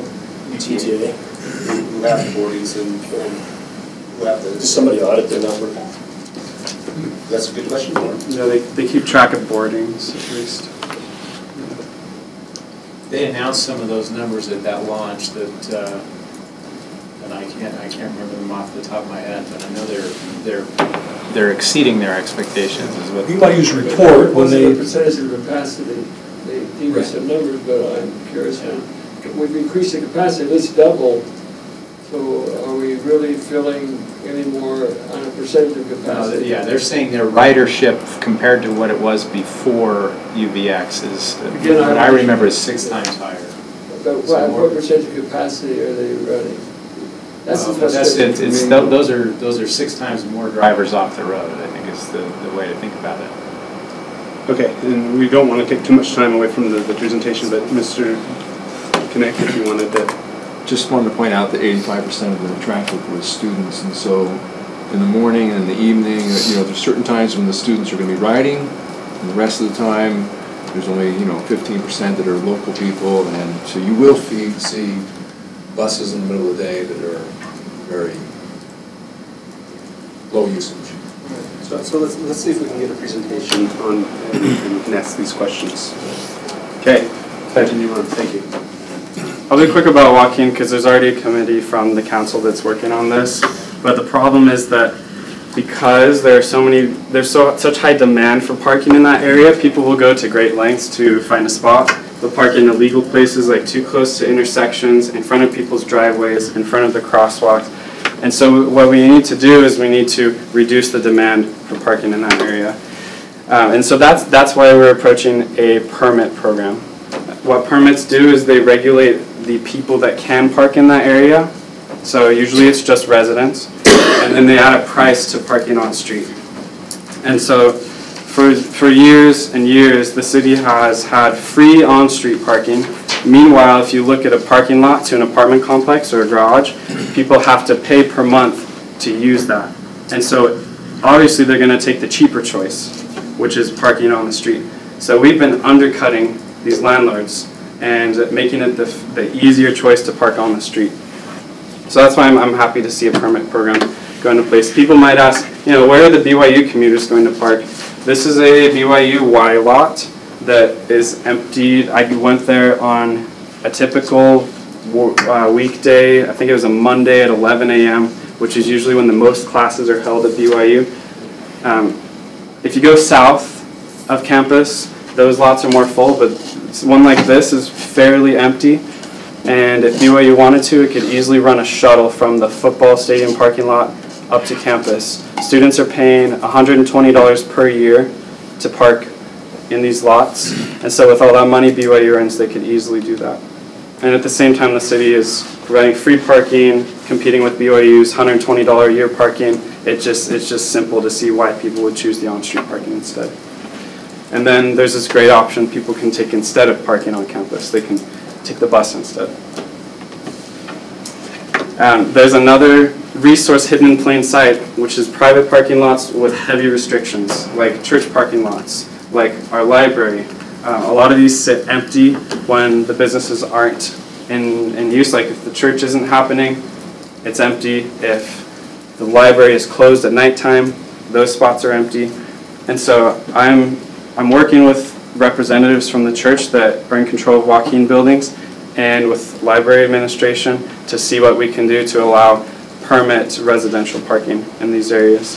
Because again, it's a shame to see them sit empty at nighttime, especially when the streets are so crowded.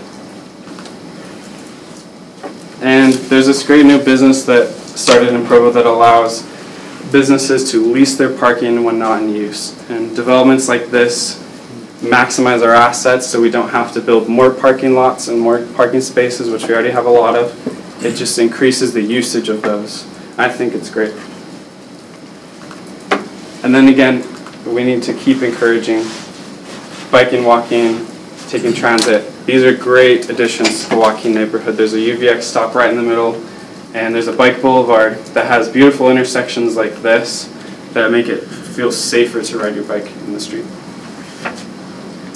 So any questions about Joaquin? Who are you working with the church? Yeah. Yeah, who? It's John Tolman. Oh, really? Yeah, you know him? Yep, my boss. And his boss, Philip? Well, Depends on which branch you want to go. Okay.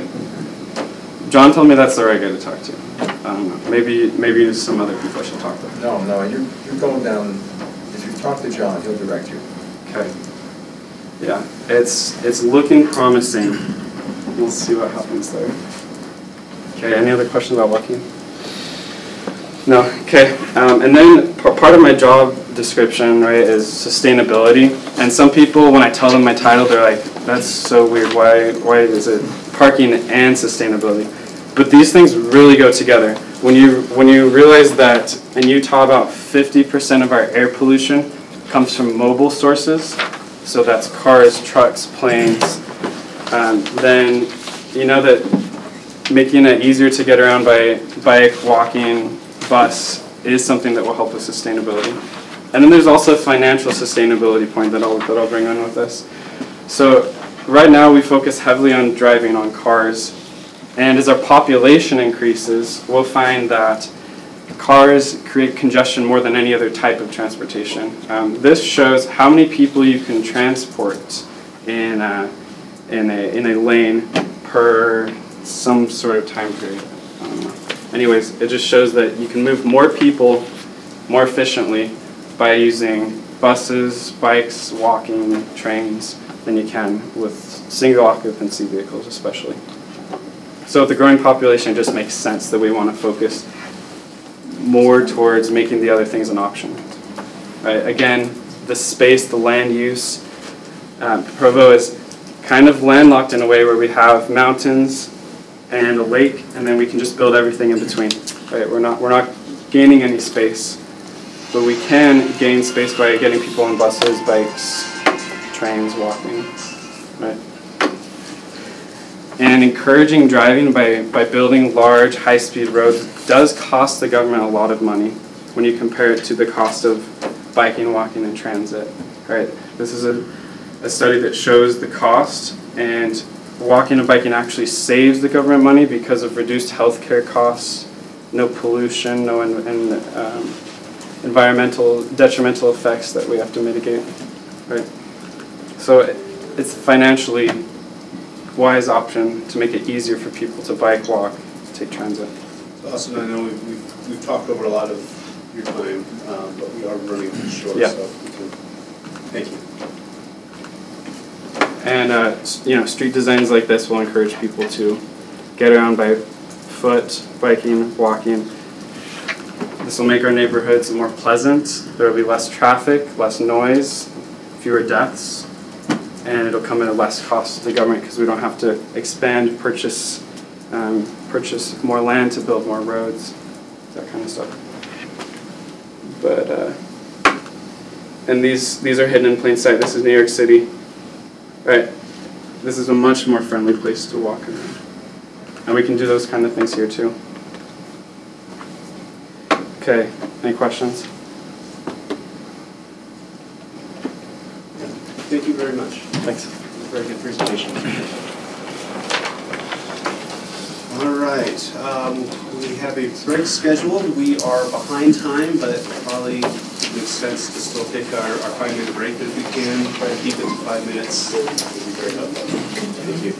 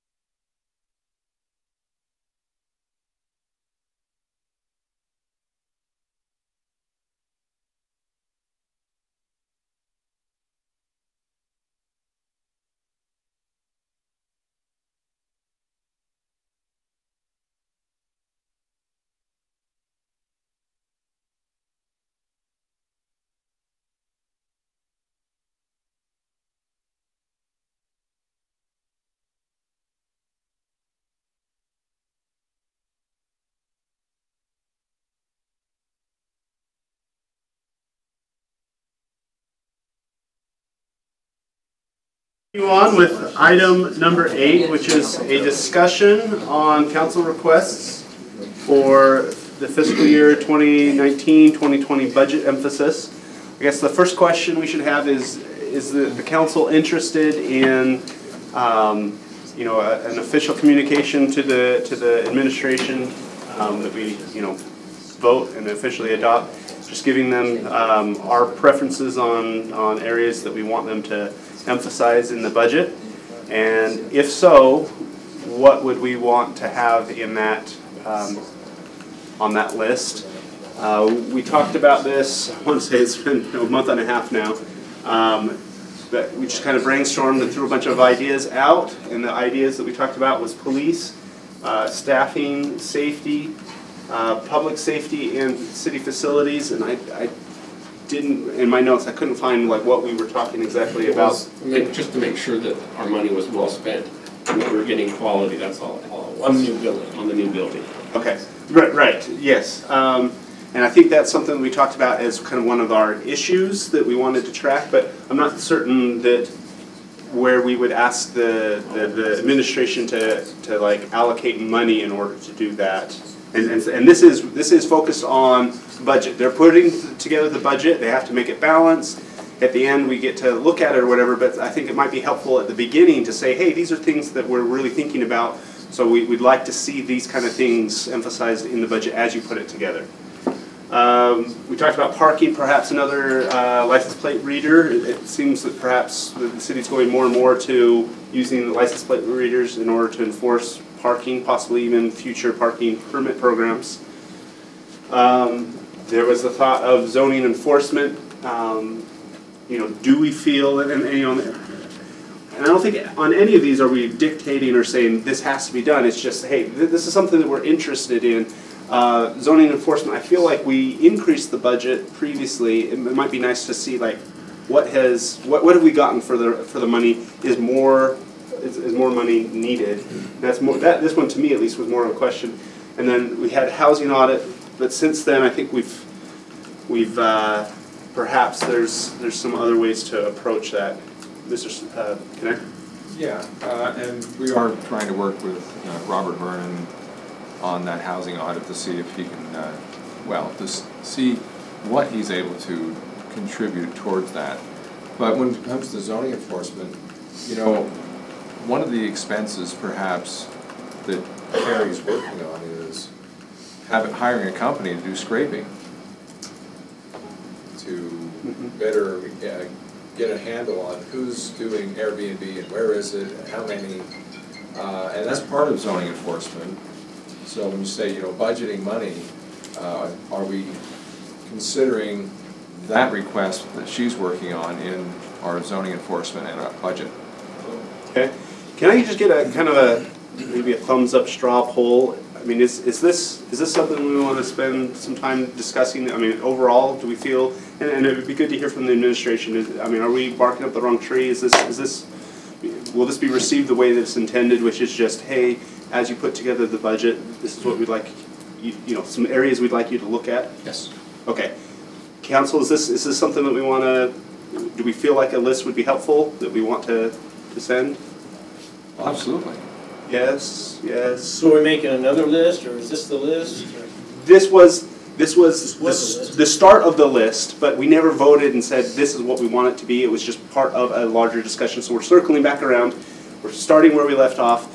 I imagine we'll take some off. We may add some, and then we'll have a vote on it. Is the idea in the next little bit. One thing to consider that some of these things might be able to be knocked off with, say, one-time monies.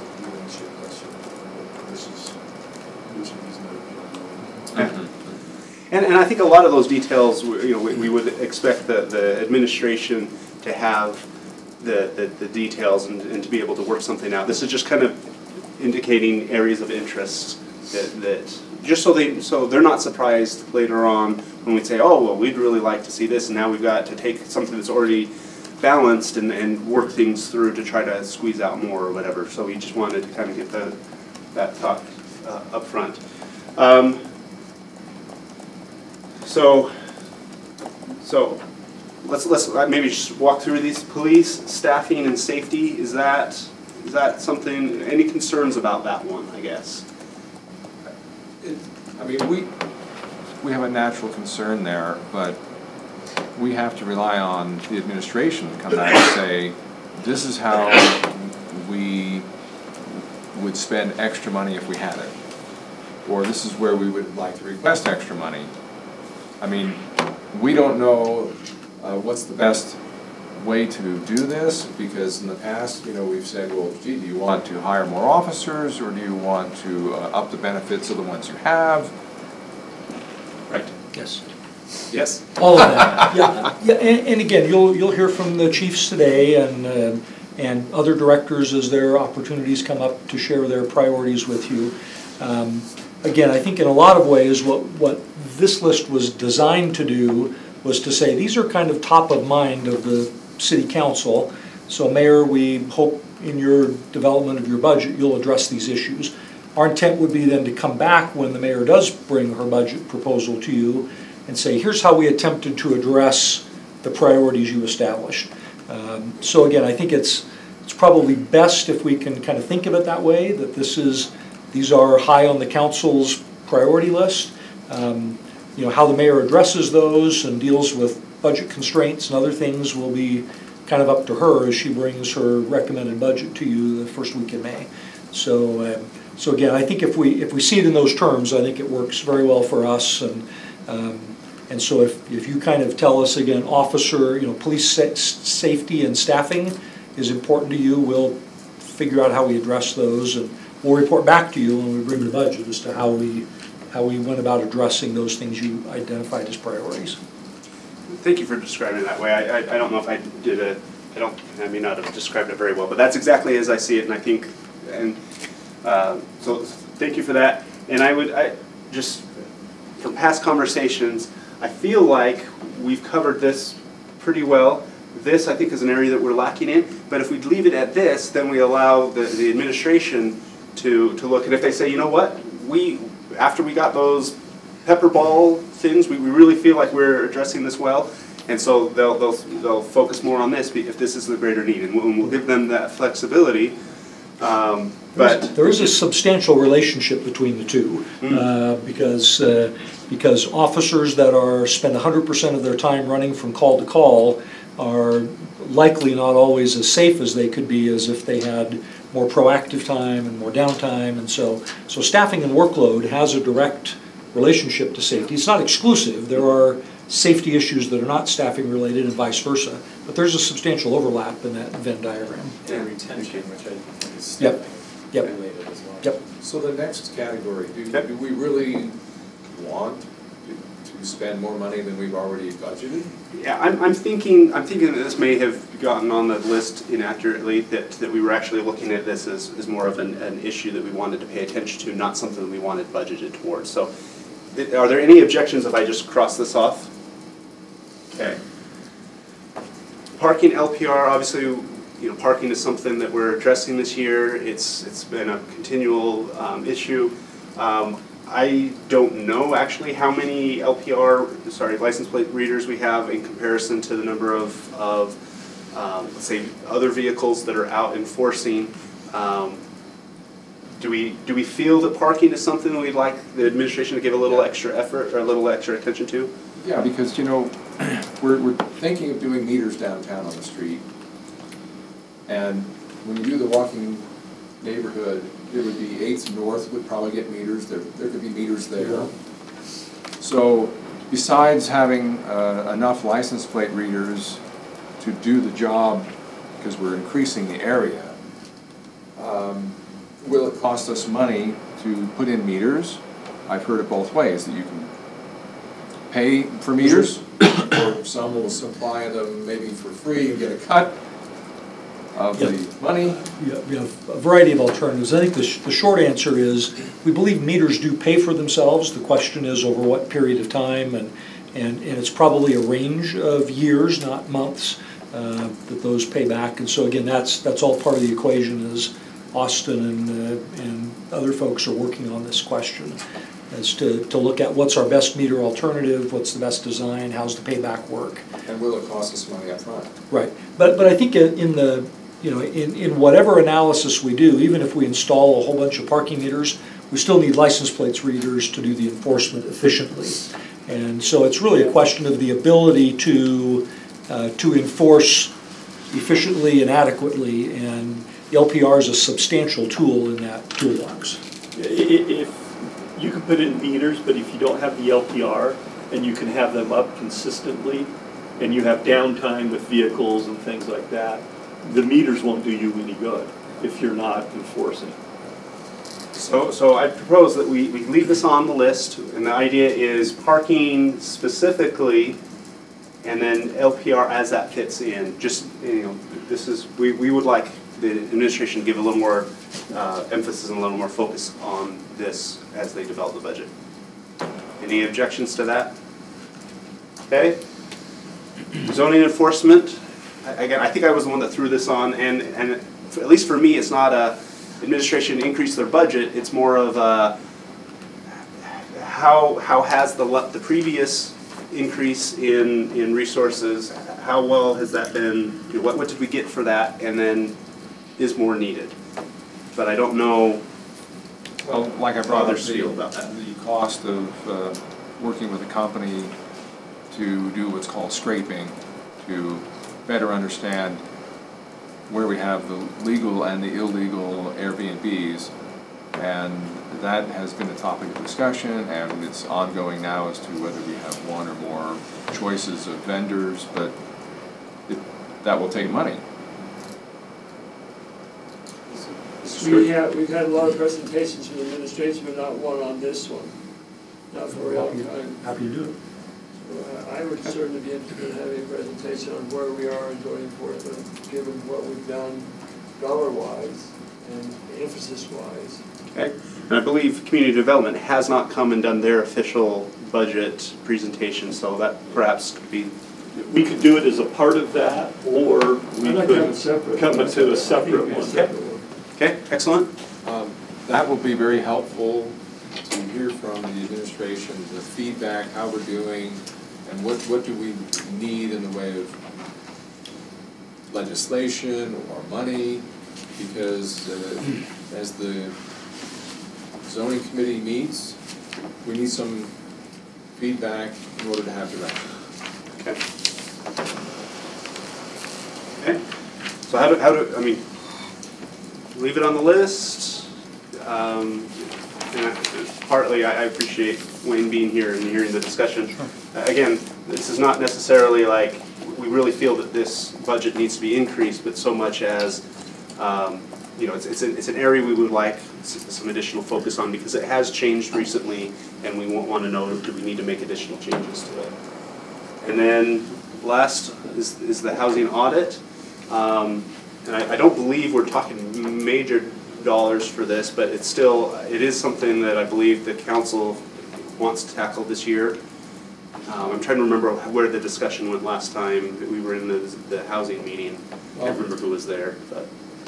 Gary, it seemed like if we didn't have someone step up, like Provo Housing with Robert Vernon, but if we just went out to an outside consultant, it was what, 20 to 40,000 potentially?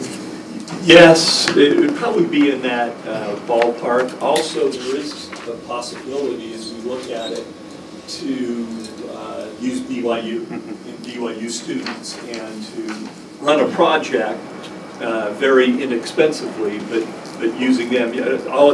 Austin, the data that he showed about parking usage on lots, we did all of that during the strategic parking plan with BYU labor. We get free labor for credit is what we do. But it's a good trade-off. They get some good experience and we get some actually pretty good quality work. So that's something we could explore if this is a priority to the council to come in and do a big housing audit. We could sit down and kind of scope out what we want to do, and then we could work with some professors at BYU and see if we could get it done in a reasonable period of time.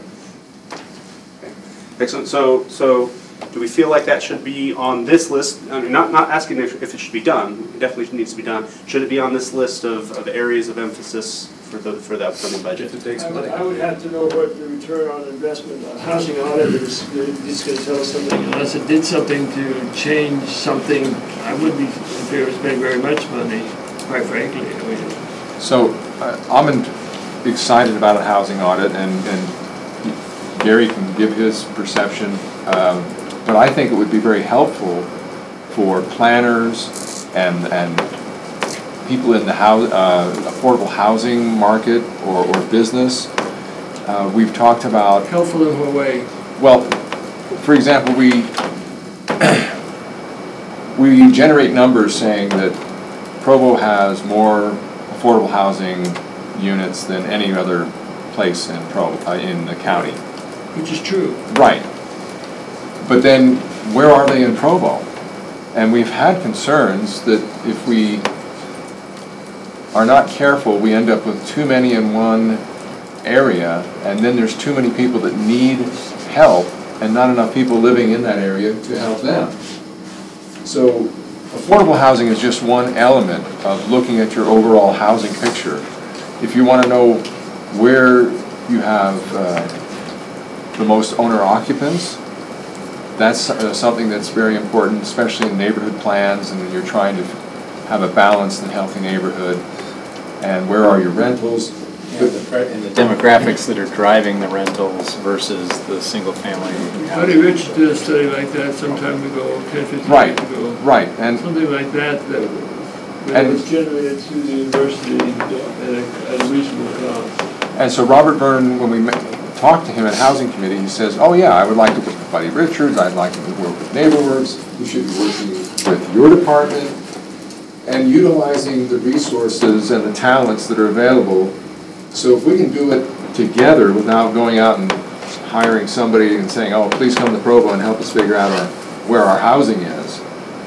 And you know, when you do a housing audit and you say, well, we have so much of this and so much of that, it's nice to then map it and say, gee, if I'm a young single professional, where's my demographic living? Or if I'm a young BYU married, or if I'm, you know, in midlife with a family, the different types of housing that are available, it's nice to know where they are, but it's interesting that some of the stuff that we've built over the years, like, frankly, Belmont and Arlington and Pioneer and Deerhaven, and the list goes on and on, we have tried planning and building and supplying what was supposed to be affordable family housing, which has all been converted to other uses.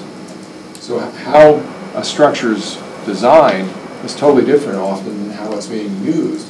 And knowing where the different people are living in Provo and how many groups are struggling, most of them are, trying to find the housing they need.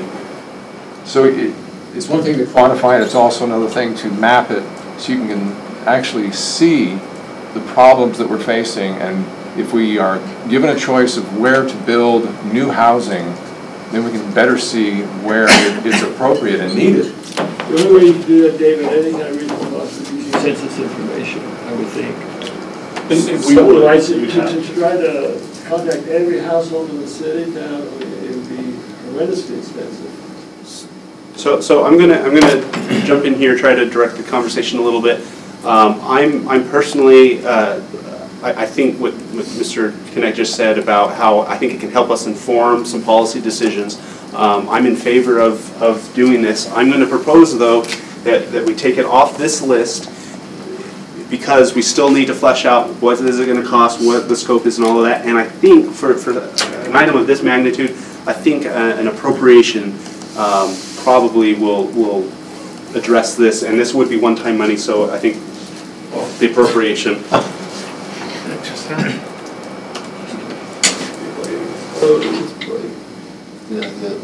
There we go. I think appropriation is the right way to go with this, and I think the more we have on this list, the more diluted it becomes as well. But great conversation. We need to have this, and we can have it at a future time. Thumbs up, thumbs down. Just no objections, or how? Take it off. Take it off. Yeah. You okay with that? Okay. Are there anything else that we want to consider for this list? Not seeing any. One last proposal that we also order these as well. Just again, to communicate. And does that reflect what we would like the administration to look at? Does that make sense? The police is kind of the, as Wayne put it, top of mind. This is the top of our top of mind. Parking comes in second, and then zoning enforcement comes in third. Okay, I'm going to ask any objections. Okay, then I propose that we ask council staff to put together a memo kind of capturing what we've discussed here and communicate that with the administration. These are the areas that we would like them to emphasize and focus on as they develop the budget for this coming fiscal year. Looking for a second. Mr. Connect, second. Any discussion on that motion? All in favor? That is unanimous with Mr. Winterton excused. Thank you. I think we actually caught up a little bit on our time there. Barely. All right. Item number 9 is a presentation on the council office and potential budget requests. This is one of our standard department presentations, but it's from our home department, the council office. So, Mr. Strack, over the. Yes.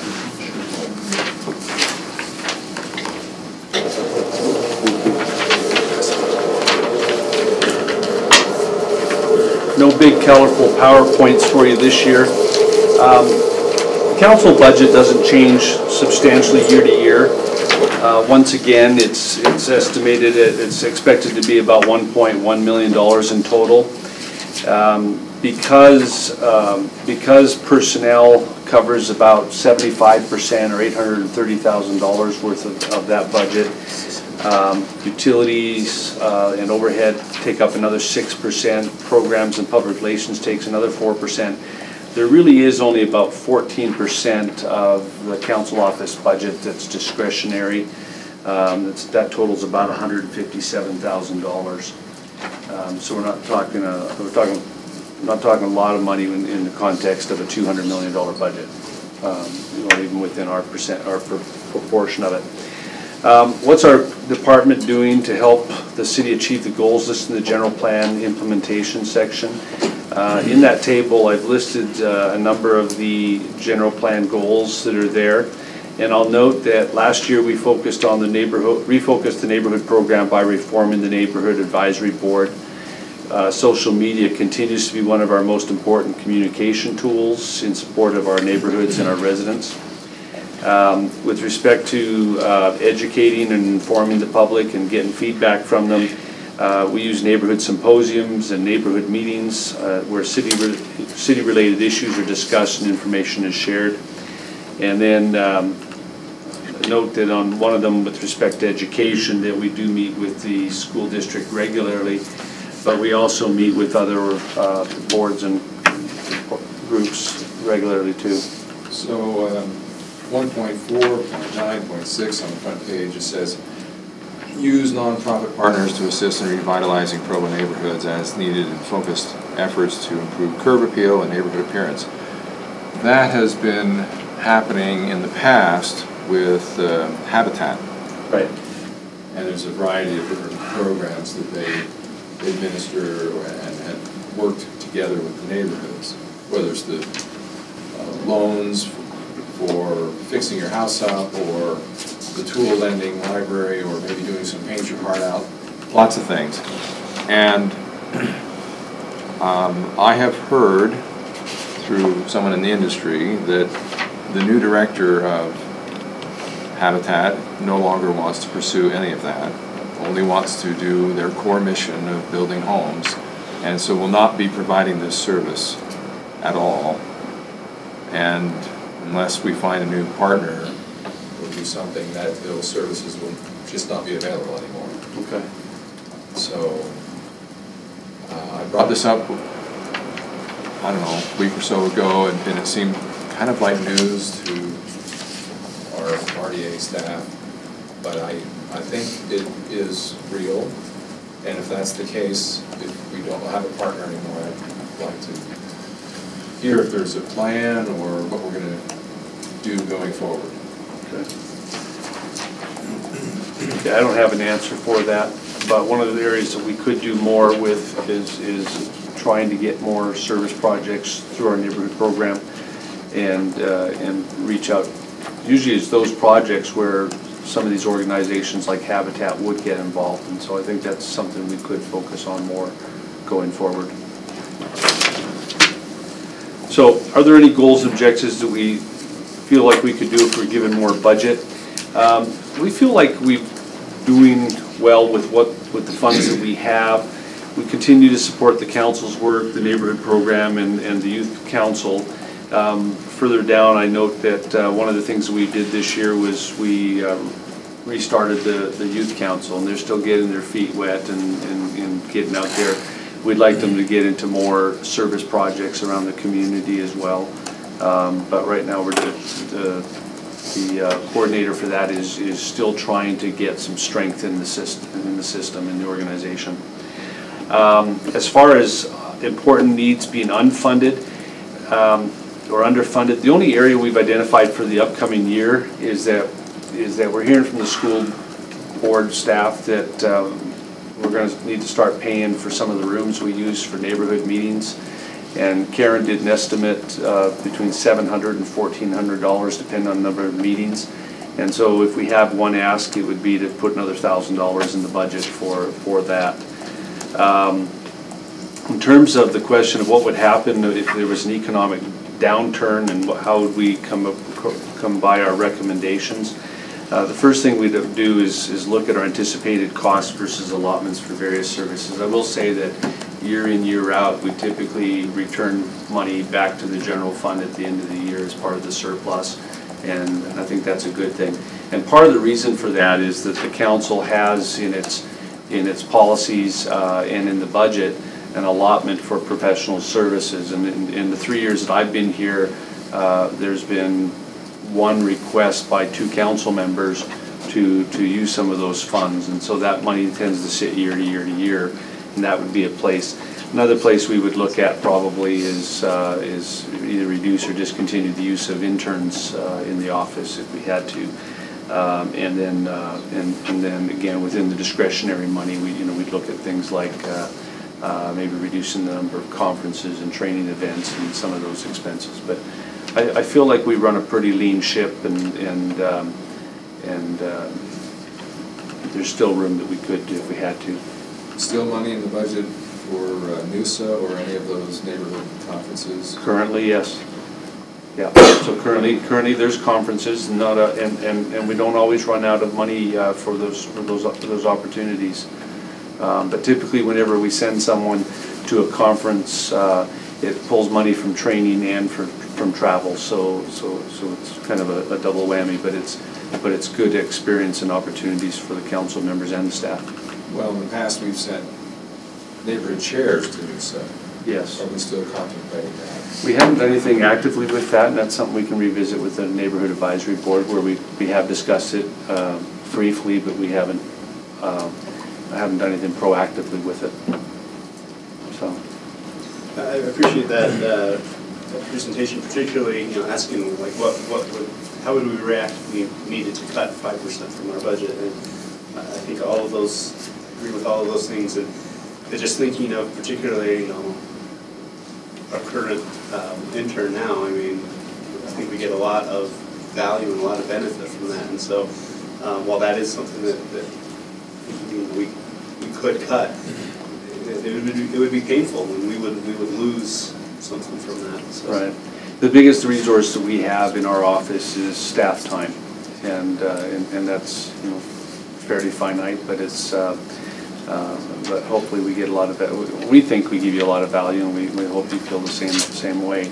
I do think it was fair that we ask ourselves the same questions that we've asked all the departments, though, is what would we do if we had to?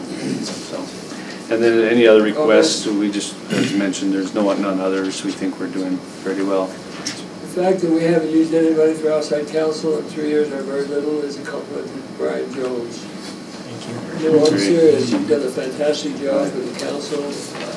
I was one that was concerned at the beginning to have the assistant city attorney be our counsel. I have no concerns at all. I'm just ecstatic with the work that Brian does for us. Yeah, and I appreciate that, George. I would echo that, and I'd also extend some of that to the administration, because they maintain a fairly strong firewall between Brian and the rest of the legal department when it comes to council issues, and I think that shows in the trust that you have of him.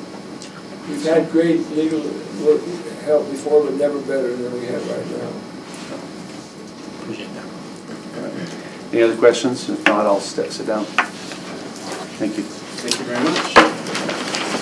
Item number 10 is a presentation on the fire department and potential budget requests. This will be presented by our chief of the fire department. That was worded a little bit funny. I apologize. Not at all. Not at all. It's great to be with you. Thank you. It is great to be with you. I've got a. He's twice as good as any other fire chief, just so you know. Fire department chief. Why, thank you. We're just gonna bring. I did bring a pretty PowerPoint. There's something about fire engine red that I just really like, and so.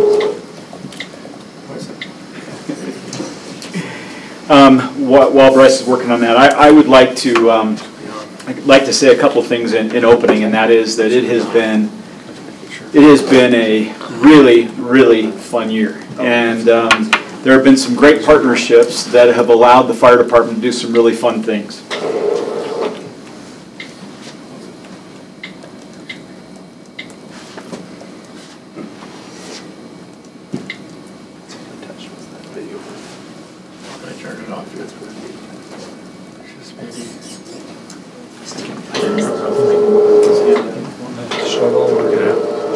Sure.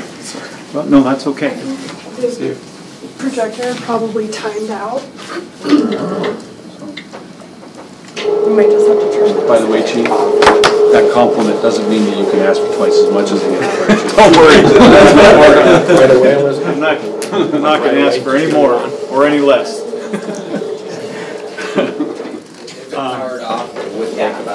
As I go through this, I am intending to answer all of the questions that we were asked, and so as I go through this, I will do that. But I also want to highlight some of the partnerships that we have and some of the fun things that we have been able to accomplish. I call them fun, but they are vital to our being able to protect our community.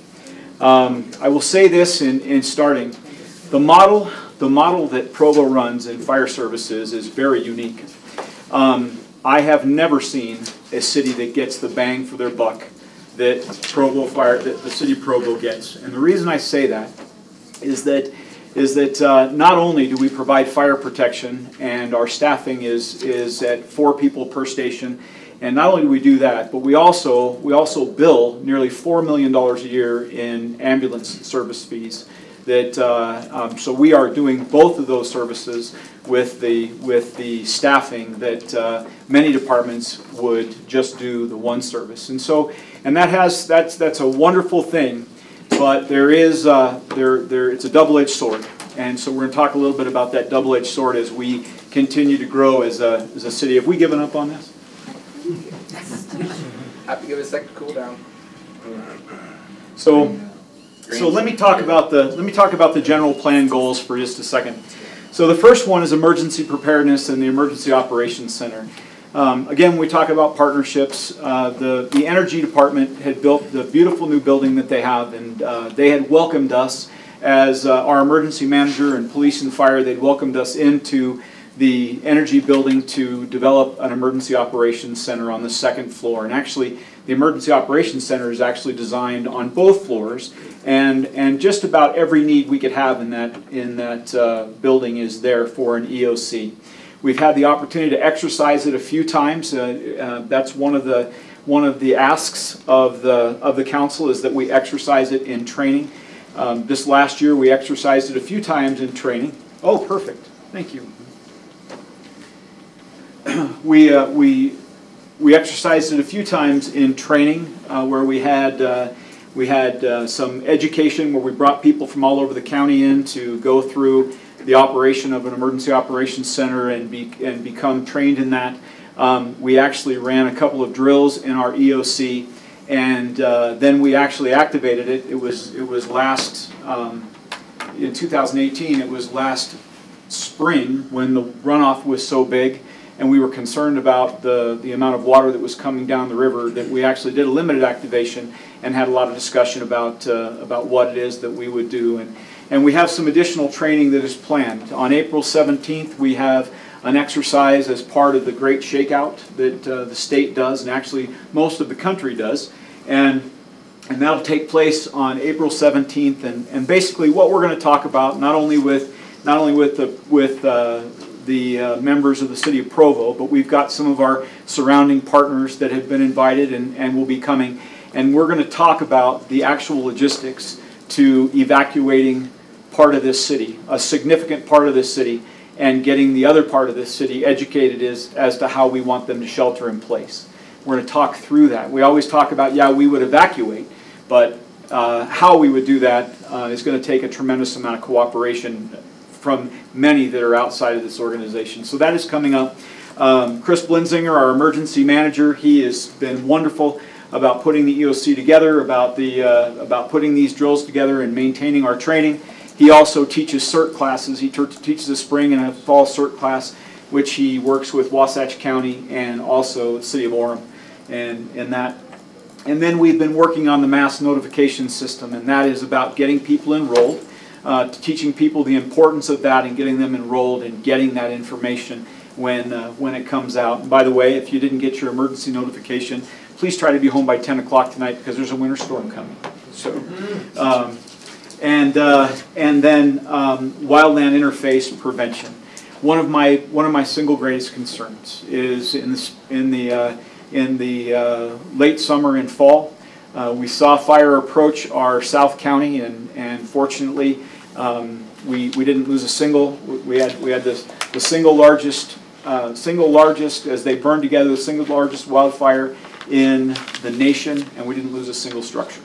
And so it was our concern is that it can happen anywhere. If it can happen in Santa Rosa, California, if it can happen in Paradise, California, it can happen in the foothills. It can happen all along the Wasatch Front. And so we are spending a lot of time, and we'll talk about that just a little bit later. We were asked about national standards and staffing ratios. Staffing ratios are kind of a thing of the past in the fire service. Quality fire service is measured by the amount of people that you can put on scene and the amount of time it takes to do so. And the national standard is that we will be able to put 15 firefighters and 1 command officer on the scene in 9 minutes or less, and the first unit will be there in 5 minutes.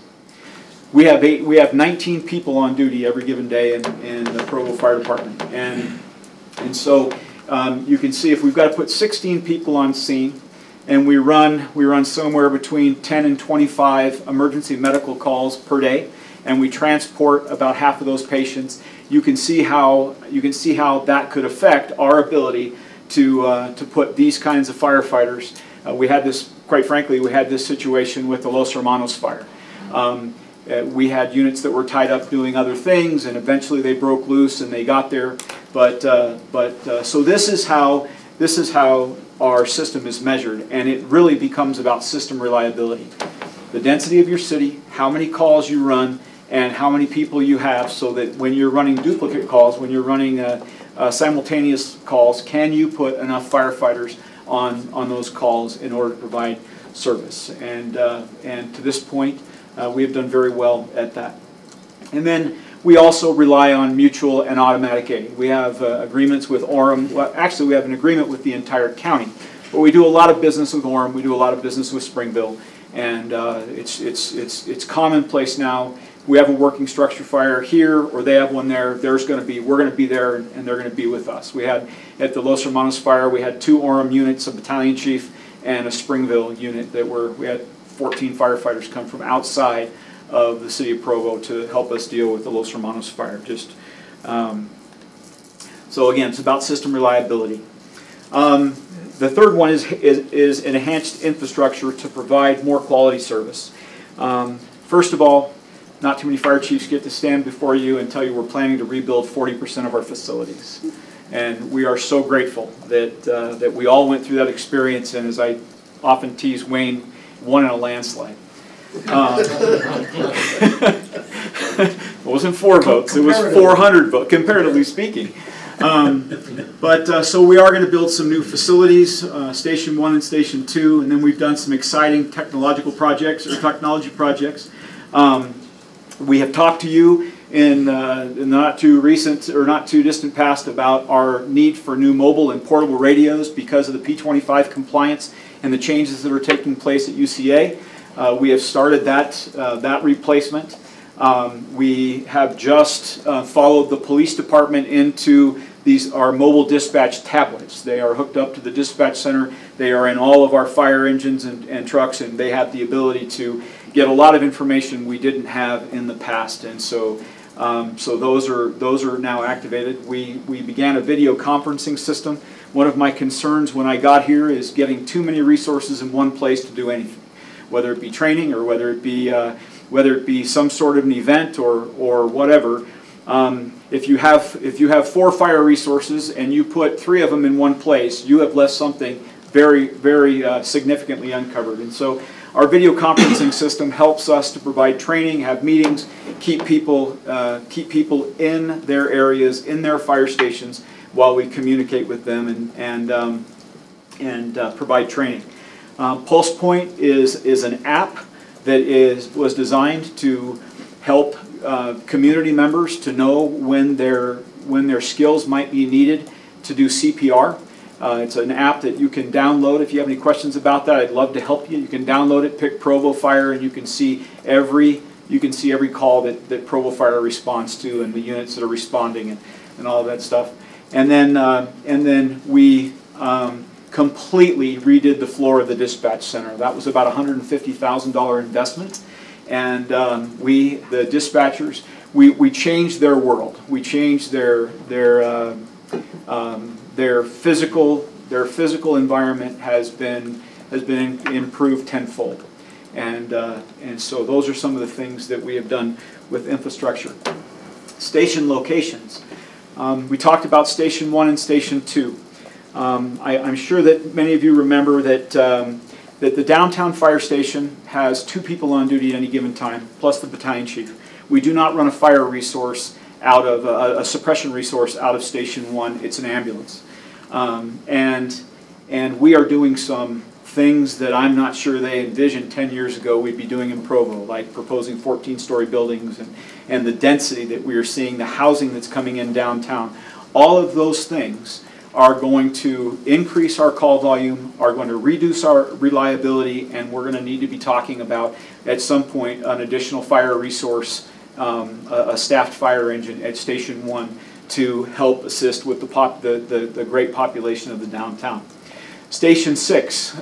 Station 6 is slated for the northwest to serve the area in the new expanded general plan. When a fire station opens, it requires 15 personnel, 4 people per shift, actually 5 people per shift, and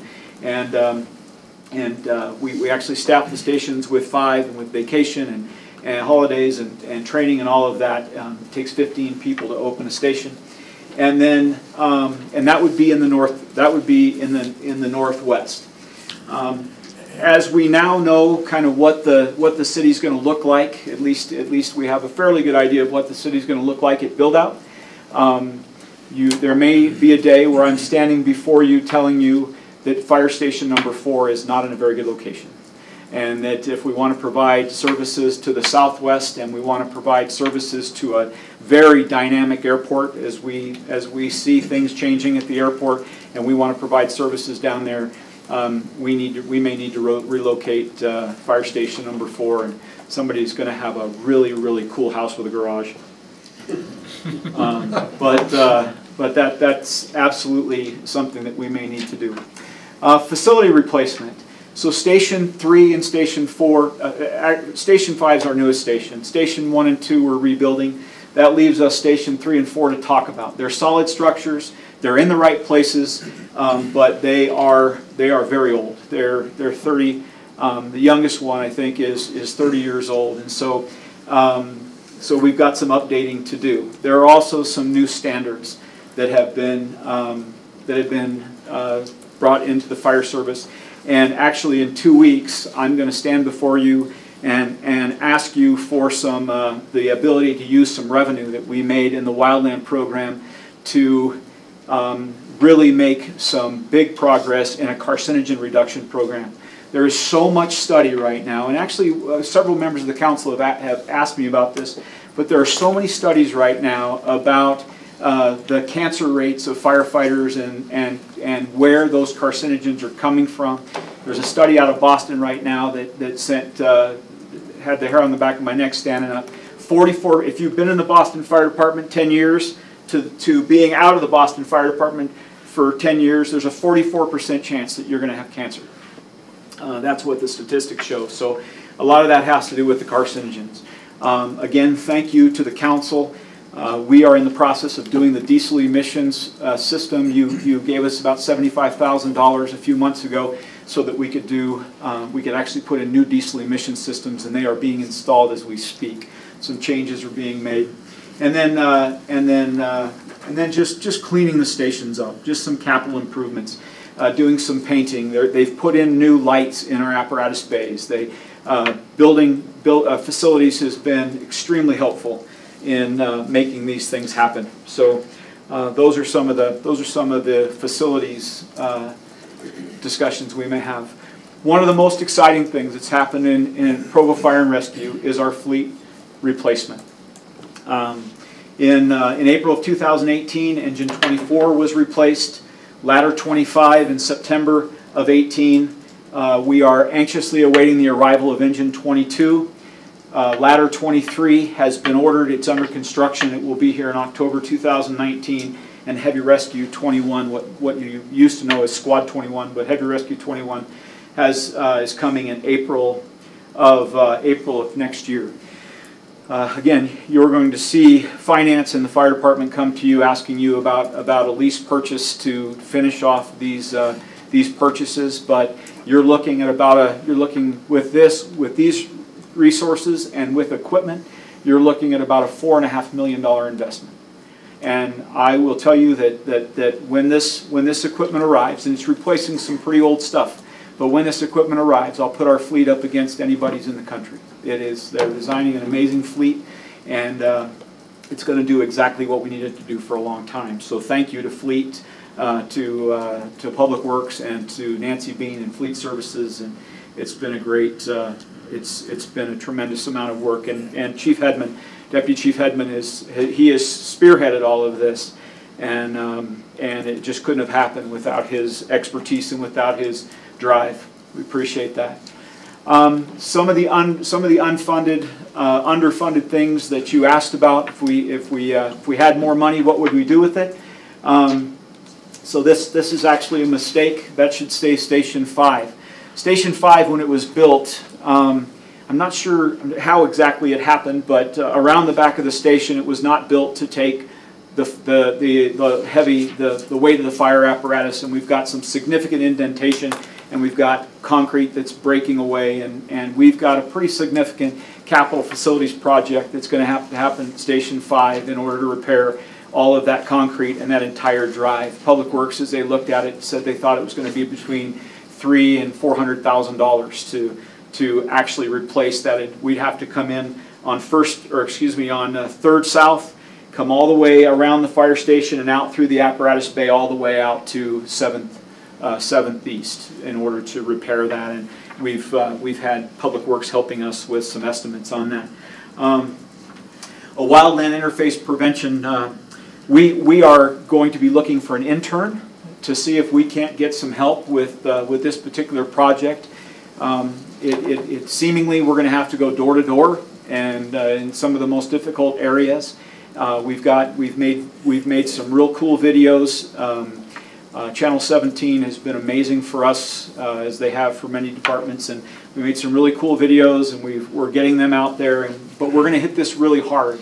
I'm hoping that our community has not forgotten what took place here last September.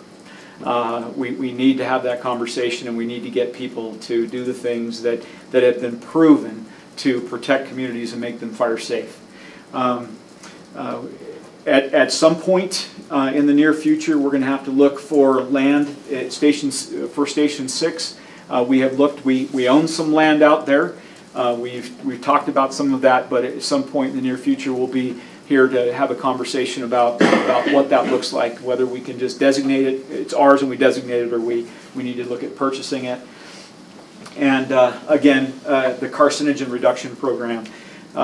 It's an expensive program. It's about getting people second sets of turnout clothes. It's about getting people the appropriate washers in our fire stations. And we've got a proposal for you. Albeit, like I said, we'll be here in 2 weeks. I both have a problem and I have a solution, and I can't wait to tell you about it. And you saw the list of technical advances that the fire department is making. And we want to very much support IS's request for a public safety analyst, systems analyst. There is enough work between police, fire, and dispatch. There's enough work to probably keep 4 humans busy. Right now we have 1 1/3 probably that's assigned to us.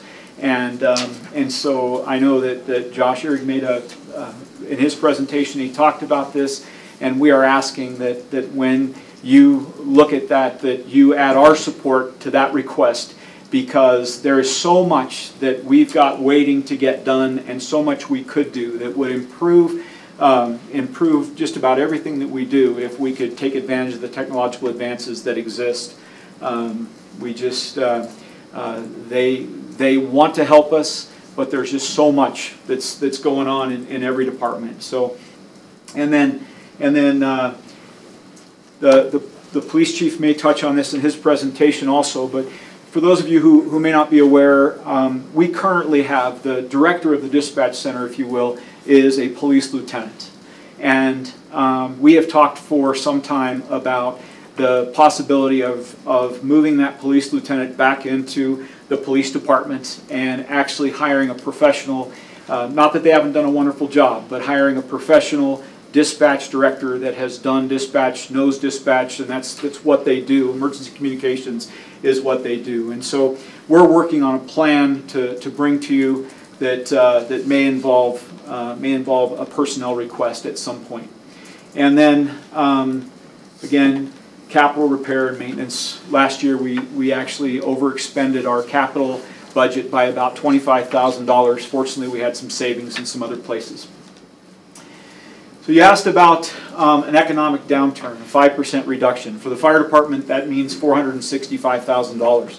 That is just about all of our discretionary money. If you take away salaries and benefits, you take away all our internal services, all of that stuff, we have just about $500,000 in discretionary money to run the fire department. So we're going to have to get clever. First thing is that there are a couple of opportunities that I would approach you talking about new revenue. If we've got to come up with $465,000, there are a couple ways that we could do it. First of all, I'm going to tell you in 2 weeks that our net profit, if you will, in our wildland program, we were at 21 different fires in 5 different states this summer, and the difference between what we billed and what we spent was about $200,000. And so I would want to apply those. I'd want to continue that approach. I don't think our fires in the western United States are going to be less. Hopefully not so severe, but I'd apply the revenue that is available there to that $465,000, and then an interfacility transport program, actually moving patients from hospital to care home or home to hospital or wherever that might be. We don't do that now. If we were to do it, we would need some additional resources. Again, that's system reliability. If we put an ambulance out of service to move a patient from point A to point B, and it's a non-urgent patient, we've taken our resource out of service.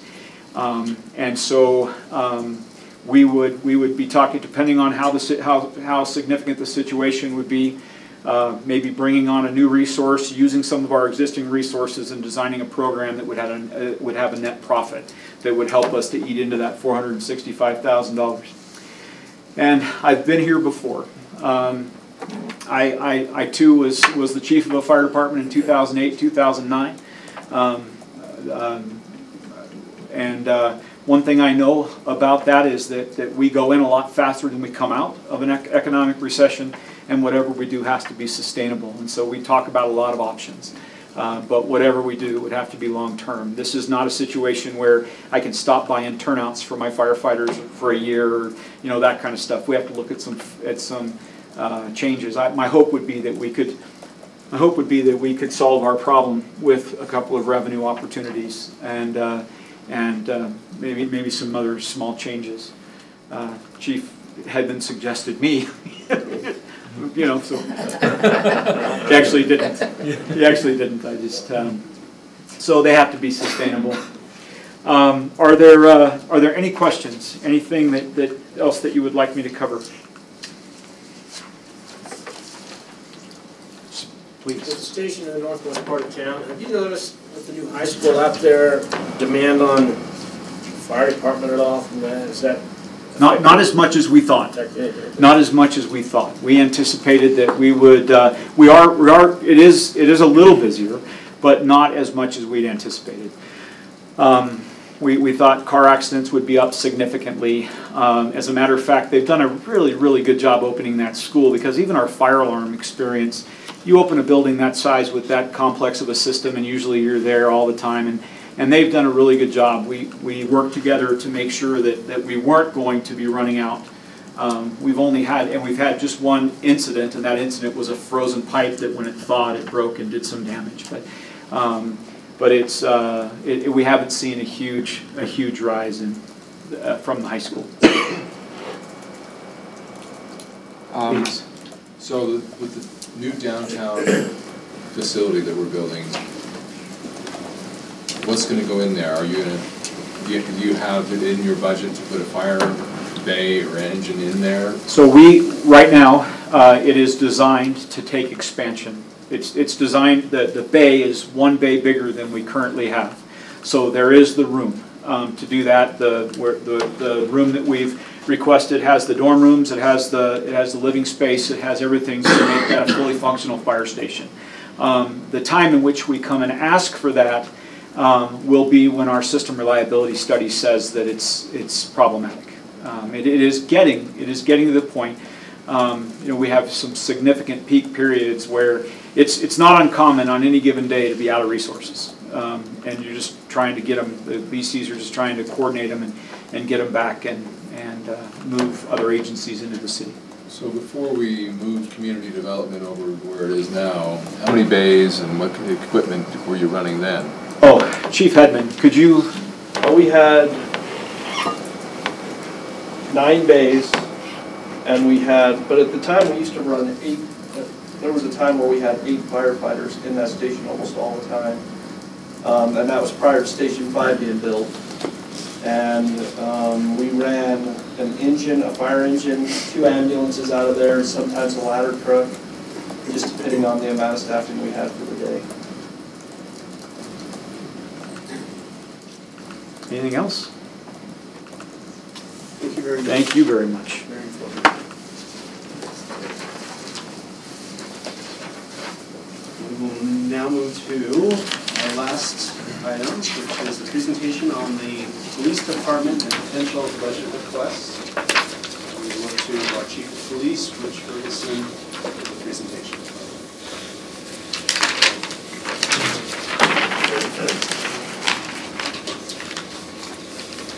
Good afternoon. Thanks for having us. Pleasure to be with you.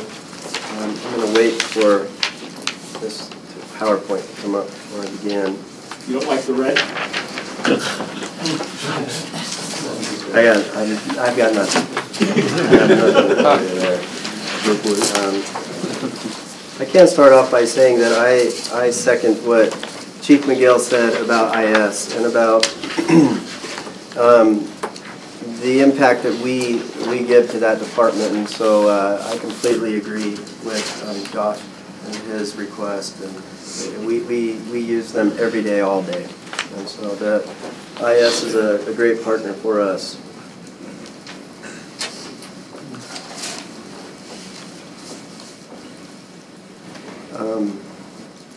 While he's bringing that up, by way of introduction, with me today is Captain Wilken and Lieutenant Post, and they will share a portion of this presentation today. What you will hear is, I'm going to cover events that we have done over the year, and what we have done, and how we are maintaining low crime rates. Lieutenant Wilken, or Captain Wilken, I'm sorry, will cover some things that we've done to cut funding, the 5%. And Brandon Post, our lieutenant, will also cover our staffing needs and where we're at.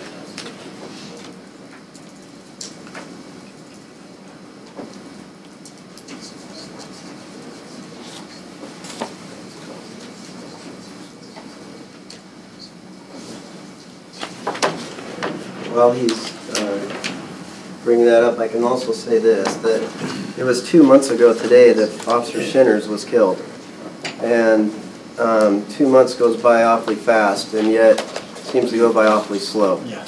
And tomorrow, at the state capitol at 10 a.m., the Senate is going to read a citation that we drafted in behalf of Officer Shinners. And they're going to take time out of their busy session to freeze what they're doing and read that citation. All of you are welcome, of course, to attend that.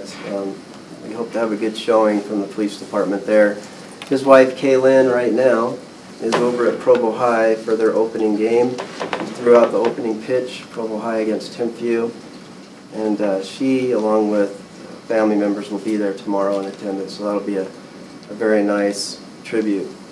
We've had several nice tributes from around the world, and we continue to receive cards on a daily basis. We're over 800 at this time. We've created a very nice return card that I personally sign everyone, and it's important. From the little kid in Florida to the chief of the Detroit Police Department, we're returning every single one of them. So it's been nice. And how are we doing? We had a little problem with the PowerPoint, so we're logging into her account, see if we can get it pulled up for you. Sorry. 5-minute break?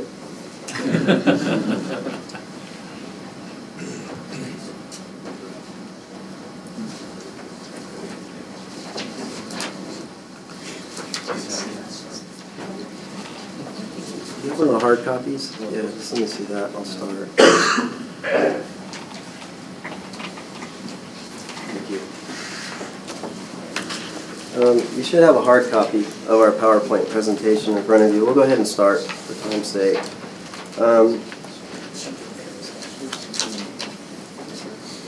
Achieving the city goals with a community-based policing program. You may be familiar that the Provo Police Department is a community-based policing department, meaning a COP department. We focus on all 32 neighborhoods. Our patrol division, who's the division that's out on the street 24 hours a day, 7 days a week, each officer in the patrol division has a designated neighborhood that they are assigned to. That doesn't mean that they patrol that neighborhood per se, but what that means is that they are accountable for quality of life issues, for crime reduction issues, and they're asked by their commanders in our monthly ComStat operations meeting what they're doing to address those things. They're busy. They're very busy. And so for them to actually pay attention to these things gets hard. But everything that we do in this department is focused on quality of life. There you are. So you can see how we have our officers in the patrol division dispersed throughout our neighborhoods. You can't read their names.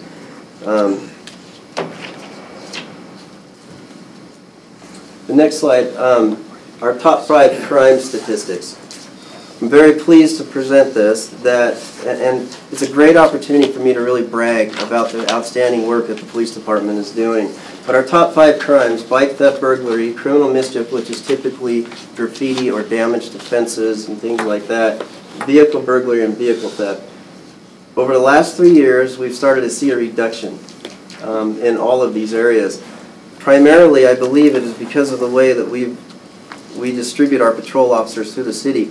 We've gone away from a beat system where officers were locked into one of 4 beats throughout the city and had to stay in that beat unless absolute emergency came up, to, with the help of Becky in the back, who is our crime analyst, she gathers the real-time data and puts that out to the police department. So every day in one of our 3 briefings, they're analyzing what happened in the last 24 hours, and our supervisors are directing our patrols to where the problems are. And this is what we see. This is the reduction that we see. We're putting cops on dots, so to speak. We're putting them where the crime is at, and we're reducing it. They're doing an outstanding job. Last year, we were given the option of more officers, which we desperately need, or money to increase wages. We took the wages. We created, I'm sorry, I got a dry mouth. I took a cold medicine there. Thank you. We took the wages. We created a step increase with the help of HR, primarily Daniel Softly. Created this Master Officer Program. The Master Officer Program, there are criteria to becoming a Master Officer in the Provo Police Department. You have to be a police officer for 10 years in Provo, nowhere else but in Provo. That creates a career path for our officers to prepare for.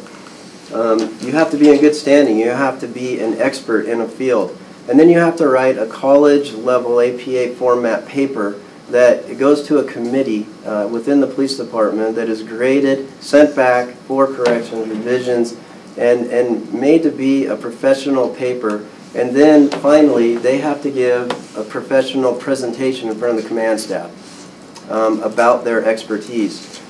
The vision is this, that our police officers create a lasting legacy within the police department for their name. That 20 years from now, an officer who is assigned to the Joaquin neighborhood, who is struggling to figure out what we did in 2018, 2019 to lower crime rates, can go back to these papers and find out what that officer assigned then was doing, and who maybe the neighborhood chair was, who the expert is. If we have a kidnapping in the neighborhood, they may find some expertise about who were principal people in that neighborhood who are no longer on our map, but yet they could go to those people. It's been an outstanding program, and everybody in this room is invited to come to one of those presentations. I think you would be amazed. So far, these are the papers for the last year since you appropriated the money for us that have been made. And so we have to date this many master officers who have promoted. This is the insignia. When you see a police officer with that stripe and that star, that is a master officer. And now you know that that is somebody that's been here 10 years, has completed all the tasks to become a master officer. The papers that have been written are just informative. One of them on Mazer, Carl Mazer. This is just a portion of the information that was presented. But I can promise you that Officer Webb, who put this paper in, knows more about the history of the Mazer neighborhood than most of the people that live there. Think about how that would make you feel when your police officer knows so much about your neighborhood. Even if they don't live there, it makes you feel that ownership, and you know that they care about your neighborhood, and that's exactly what we wanted. The bottom is a spreadsheet showing a cooperative effort with civil service working on a counterfeit case that was affecting Provo residents. Another reason our crime is down. Our participation with the Major Crimes Task Force through primarily these are the narcotic officers. That's what most people see. These are the seizures for last year for major crimes in this valley by our officers and every agency that cooperates in this task force. There's 18 participating agencies. Provo created the task force in 1997. But they are making a huge dent. And when you really look at heroin, 74 pounds of heroin, that is an overwhelming amount of heroin. Especially when we start talking about the opioid epidemic that is going on. If you broke that 74 pounds into user doses, it would go into the hundreds of thousands of user doses that could go out there. it also stops people from stealing your car stereo tonight or your bicycle so they can go buy that heroin. And so they are doing wiretap investigations. They're doing an outstanding job to help us reduce the crime in Provo. Traffic. We know, and I identified last year for you, that quality of life issues, traffic is huge. And we had over, I believe, 3,400 traffic accidents last year. One of the principal areas I was going to allocate officers, if given them, was to a traffic team, a dedicated traffic team. We didn't get the officers. We saw it as such a need that we pulled officers out of our patrol division, 5 officers, 4 and 1 sergeant, to tackle this problem regardless.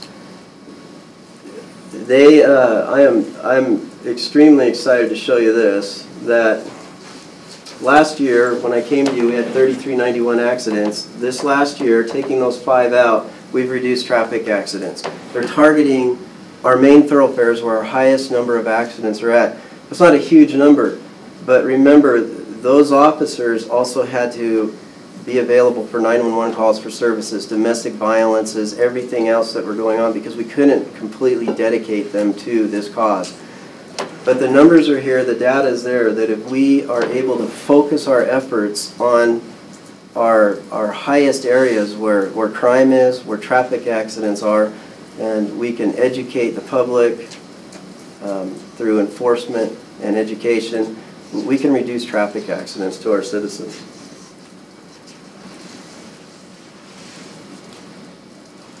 Clicker at home does this on my TV. Our public information officer, how are we doing community outreach?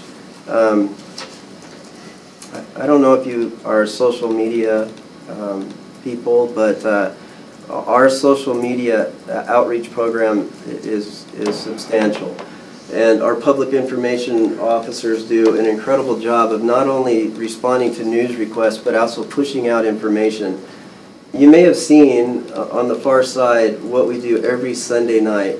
It's kind of like the chief's warning is what it is. It's where we are going to focus our traffic efforts for the next week. We are not in the business of trying to generate revenue through tickets. That's not our focus. Our focus is to bring traffic accidents down. And so we give a warning that that's where we're going to be, with the hope that people will put their phones down, pay attention, because now they know they're going to be in this area. And it's kind of what we're doing. It's another way we're trying to get that out there. Cyber crimes. Again, last year I asked for an additional officer to join the FBI's cyber crimes task force that they invited us to participate in.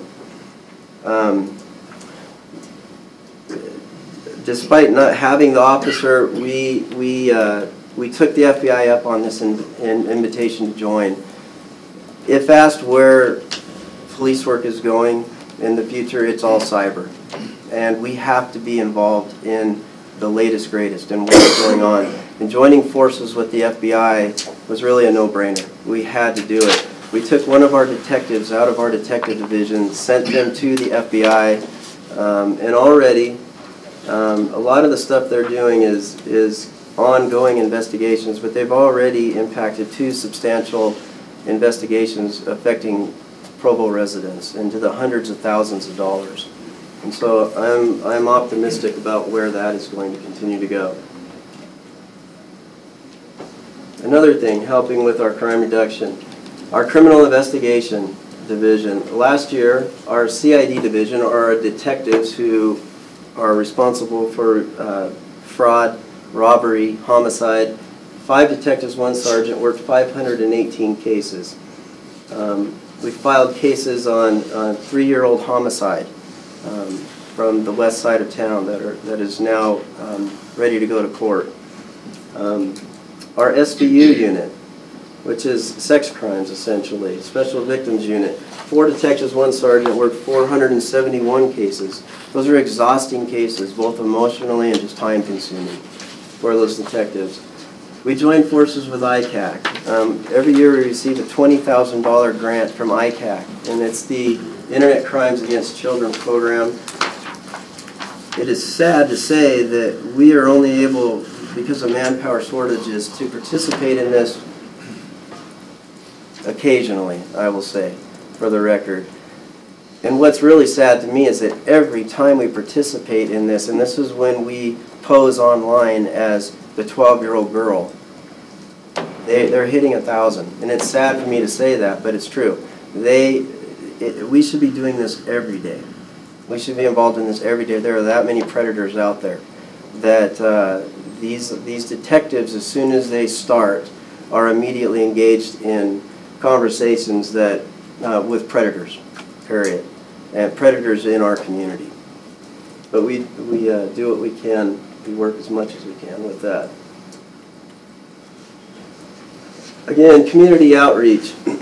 Our COP office, which is located a block north, from that office are 4 officers, 1 sergeant, 3 officers. They're divided into our 3 districts that we've designated in the city for crime reduction. And during the summer, they are out in the neighborhoods. They're attending the barbecues. You can see in the picture on the left, Councilman Harding over there dancing. I'm not sure what you were doing there.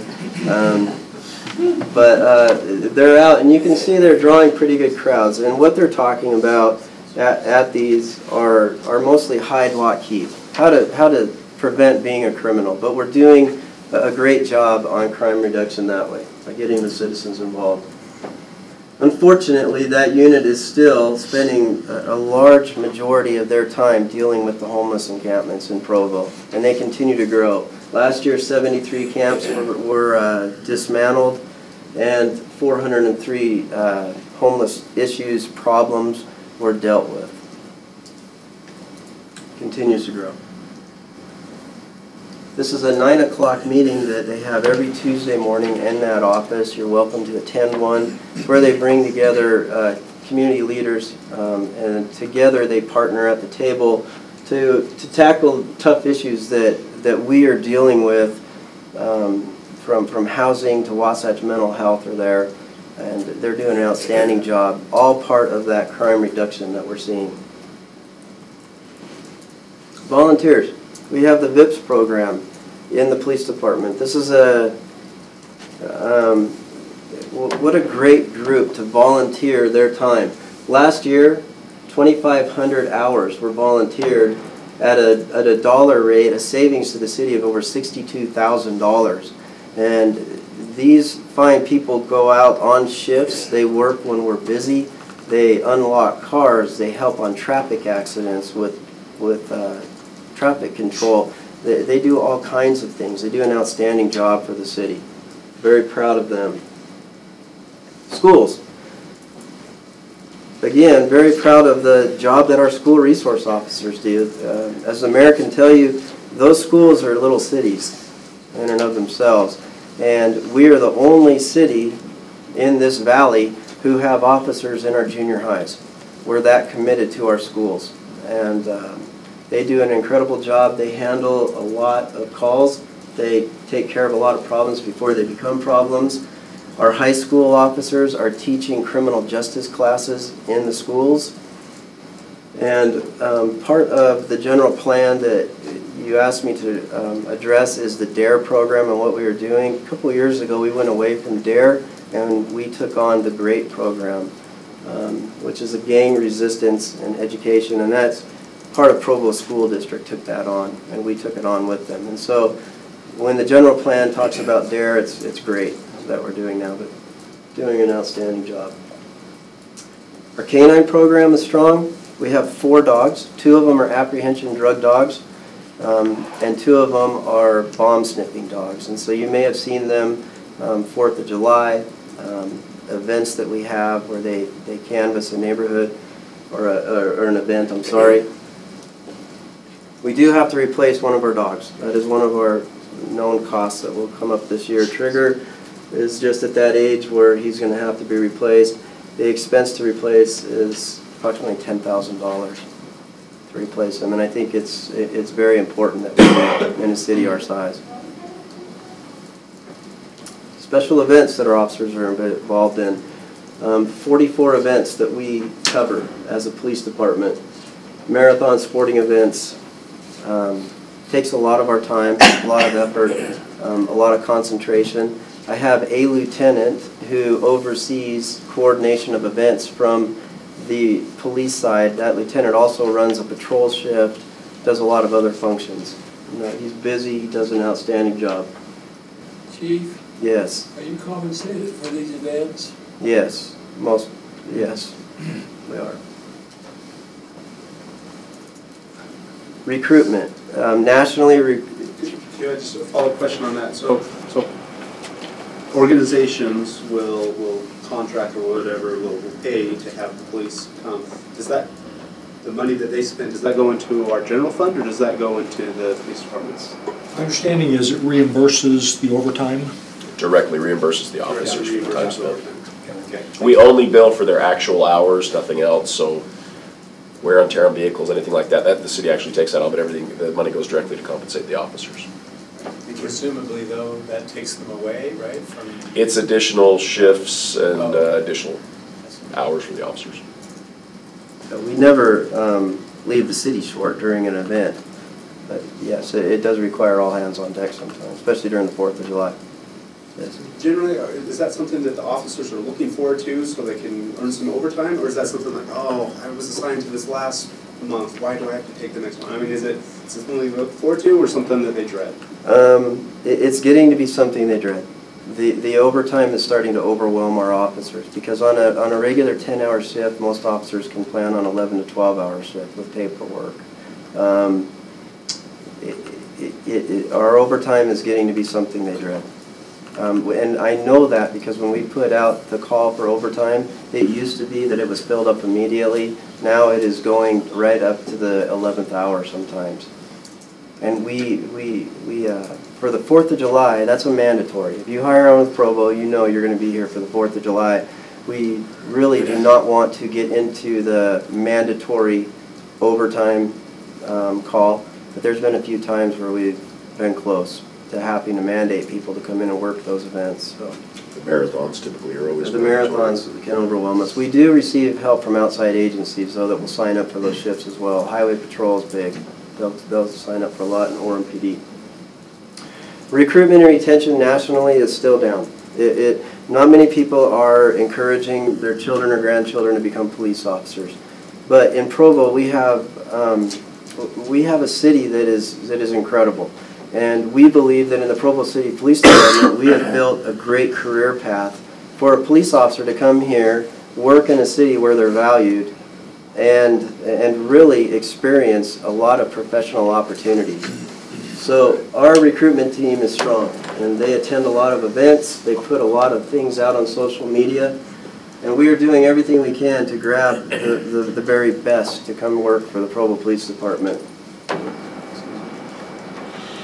I'd like to show you a quick video, and before I do, when I talk about Master Officer Shinners, he's in this video, makes this video even more enduring. He's the officer on the left as 2 bicycle officers ride towards you.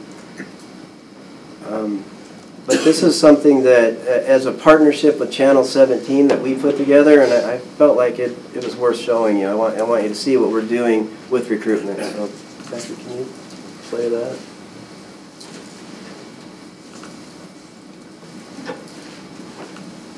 Sound? Is there sound?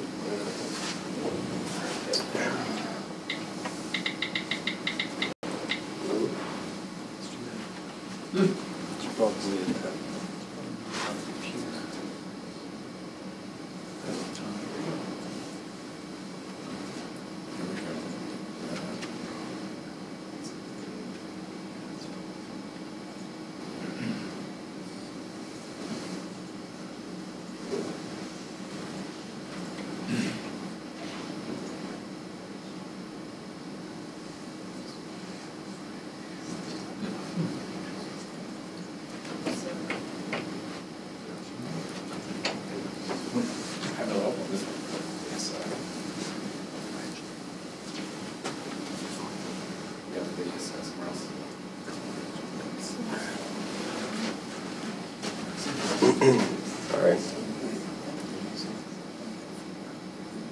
You could just dump over. Yeah, it's just instrumental.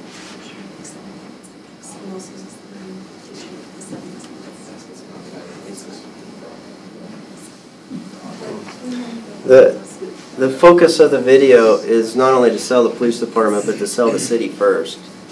Looking for that officer maybe in Phoenix who wants to come to a great place in Utah and then sees this online. The music is awesome. No bueno for today. No good, huh? Well, I would just say the music is instrumental and great. So let's play the video.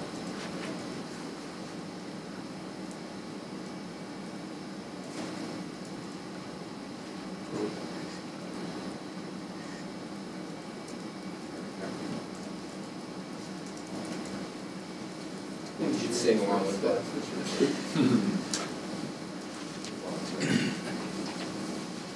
Any beatboxers in the room? That's in your wheelhouse. Right?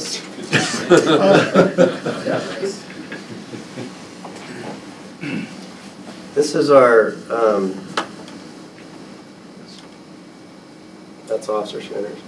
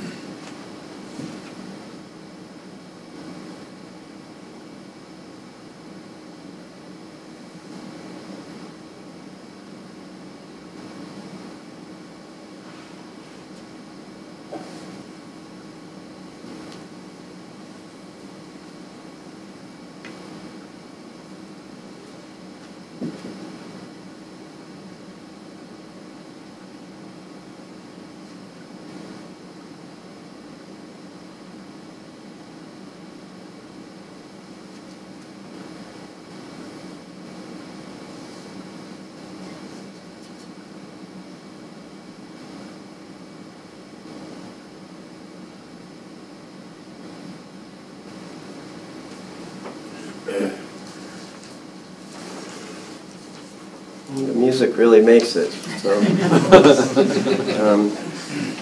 the freeze frames that you saw, though, that's our mission statement, what we do and what we're about. So there's no doubt. Technology. Part of the general plan is how are we going to incorporate technology into our crime fighting, help us. Something that we purchased last year was a program called Cop Logic. And this is essentially, it's an online reporting system. And we have a video for that too, but the sound won't work, correct, Becky? Well, then it's just not worth showing. But it's a great partnership with Channel 17. Cop Logic, we launched in November, and you can see the number of reports that it has taken. These are reports that are like a lost bike or a delayed theft report of some kind. Not our top 5, not our priority 1 calls by any means, but these are things that a citizen can report online. And it is helping with our call load. So you can see as it continues to get traction, it's starting to take off with our citizens, and it's a great tool that we have. The video that was created by Channel 17 for this is funny, it's creative. I wish the sound worked. I encourage you to go online and to look at it. So with all these crime reduction, with all the crime reduction that our city has done, that our officers are doing, this statement from the PERF report in 2012 still remains, that our officers are busy 100% of their time. Our patrol officers are responding from call to call with little time to do proactive work. This is something that hurts our recruitment with the Provo Police Department, with other agencies. officers still continue to go to smaller agencies because they know our call volume is high. And they know they won't be offered that opportunity to really do the police work that they crave to do, because they will be responding, they will be busy. This is a statement that was true in 2012, and it remains the same today. Our calls for service have risen 20% since 2012. 2012, we had 61,000 calls for service to the police department. This year, 73,000 calls for service that we have to send an officer on and respond to. Our officers are busy. Our 911 calls have increased 57% since 2012 when that statement was made that we are busy. They continue to stay busy. The 911 calls for police services are a minimum of a 2-officer call. Most of the time it's 3 officers that have to respond to some kind of a 911 call, usually a domestic violence, a fight in progress, a disorderly conduct downtown, something like that. And most disturbing to me as chief is that my officers continue to get injured. Last year I had 21 officers that were injured. This last year, 31. It's increasing, and that's an unacceptable number. It should be unacceptable to any city anywhere. But that is something that continues to rise. So, it's a great pleasure for me to brag about the incredible job that our officers are doing. They're doing an outstanding job. They give the city their whole heart. But this can't continue. As the calls for service continue to go up with the demands in the city, with the 911 calls continuing to rise, and with officers being injured, it's not sustainable. Our overtime last year was $198,000. To date, we've spent $288,000. We're on track to spend $435,000. And as we talked about earlier, they're tired. Our officers are just tired. They want to spend some time at home. Our special events is a separate overtime of $102,000. I'm going to turn some time over now to Lieutenant Post.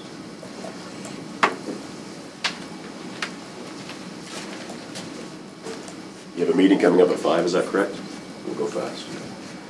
Chief asked me to just kind of go over the numbers, focusing on this objective where we want to maintain a number of public safety officials equitable to the standard of per 1,000 residents, and then take into account population growth. So just a quick graph. Doesn't include Salt Lake City because they're kind of their own entity. Just take the 8 largest population cities, the cities of largest population in the state of Utah, and we know we're the 3rd largest behind West Valley and Salt Lake. Then if you flip that to the graph on the right as to how many officers each of those agencies have, we go from 2nd on the left to 2nd to last on the right, number of officers. If we divide that out per 1,000 residents like the goal states, we go from 2nd to last with our current rating is 0.91 officers per 1,000 residents. We're on the far side, you see Ogden's at 1.7. Salt Lake again is not on there because they're at 2.25. They're really high. Good on that. Sometimes we talk about BYU's police force, which covers some of who we would consider residents. But at the same time, some of those cities on that list are more bedroom communities or whatever. If you take a look at not just our residents, but the number of people that come to Provo every day for school, for businesses or whatever, if we did that by daytime population versus residents, I think that these ratios would be even worse. It would be much higher. That's what I was saying about Salt Lake. Salt Lake experiences an extremely large daily population swell. That's why they're at 2.25 officers per 1,000, because they take that swell into account. This 0.91 that we are at, that is looking only at census numbers. That does not include BYU students, of which there's 30,000 plus, some UVU students, and we also experience a significant population swell. That number does not take that into account. That's just census data only.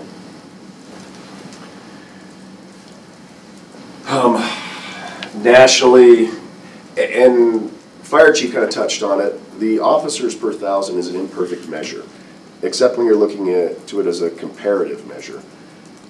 If you look at the national average, and they divide it out to cities of similar sizes, but the national average is 1.59 for a city our size, is what the ratio.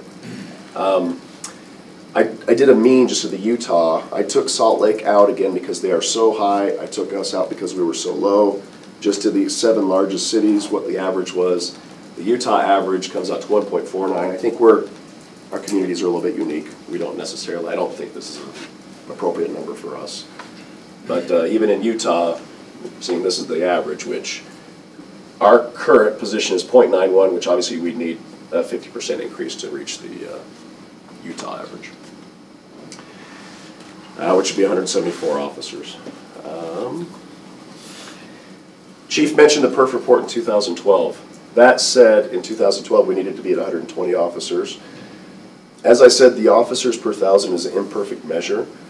Perf goes in and looks at call volume, 911s, size of the city, response times. They have many factors they look at to determine this is how many officers the department needs. They got to that 120 in 2012. If we were to go to 120 now, I don't think that's an extravagant request, because even if we did get 13 officers, that would take us to 1.02, which if we go back to that graph, puts us ahead of only Orem. We're still at the bottom of the graph, even with PERF's recommendation.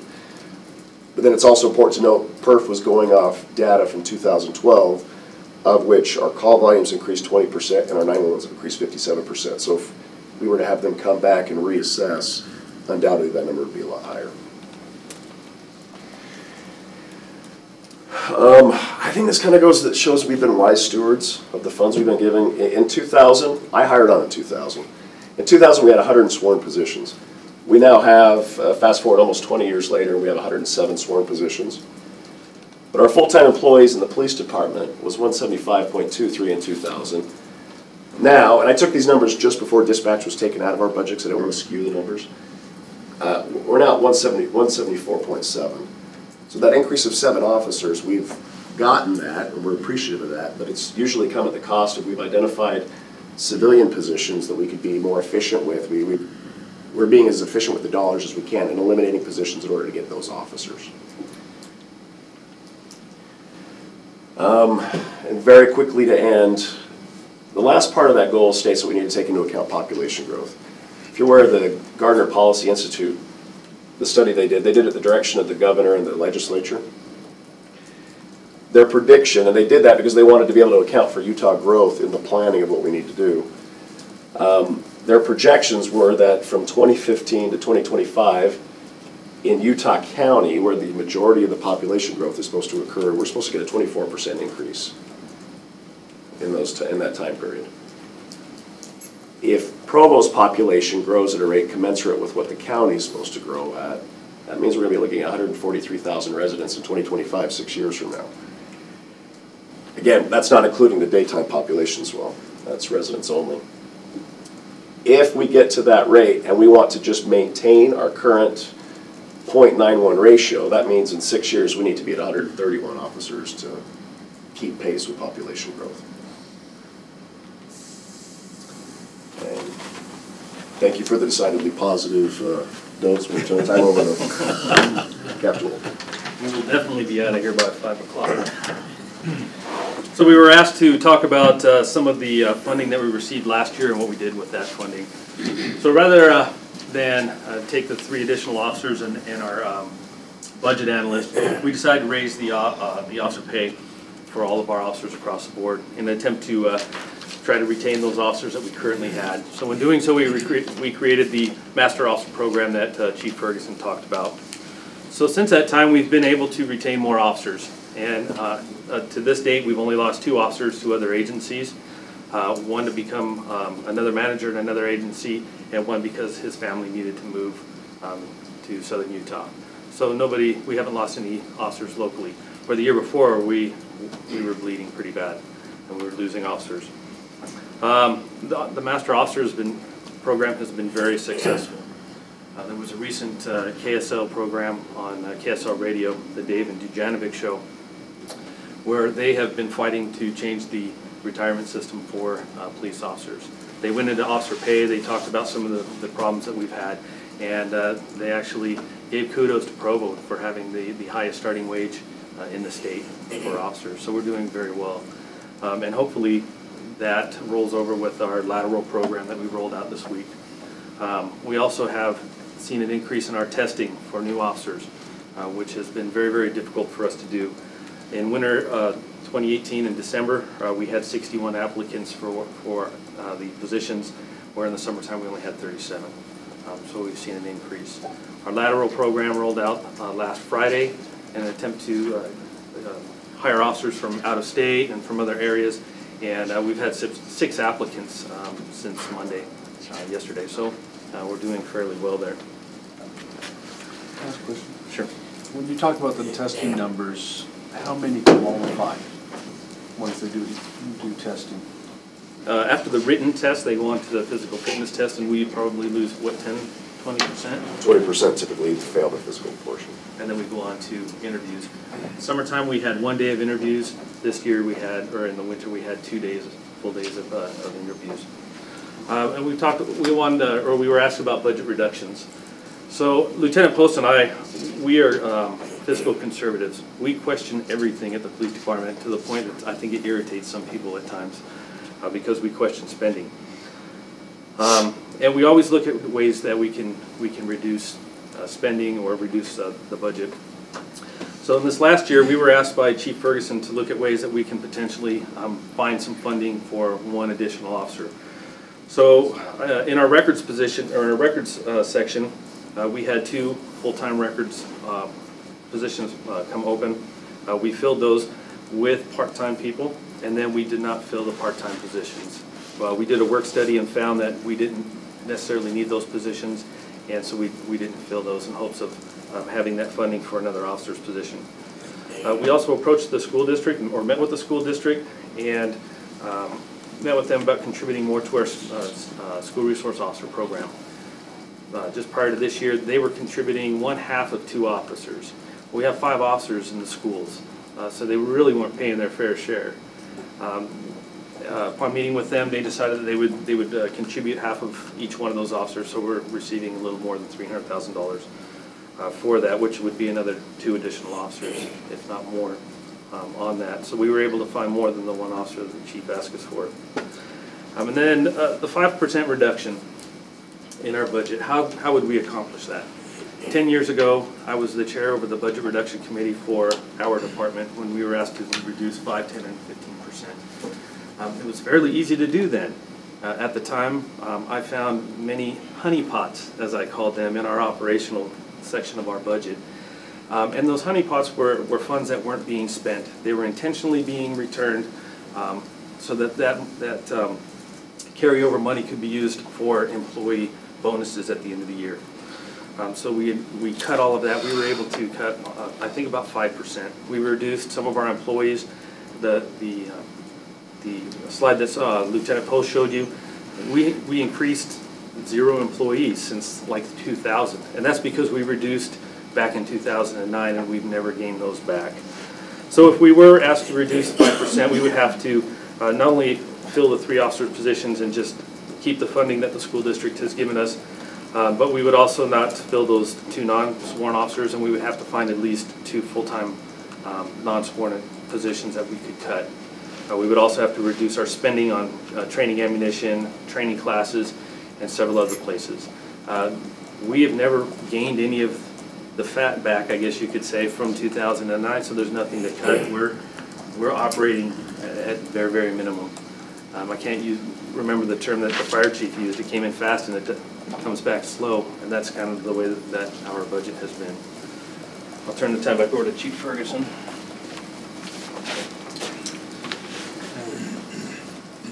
So in conclusion,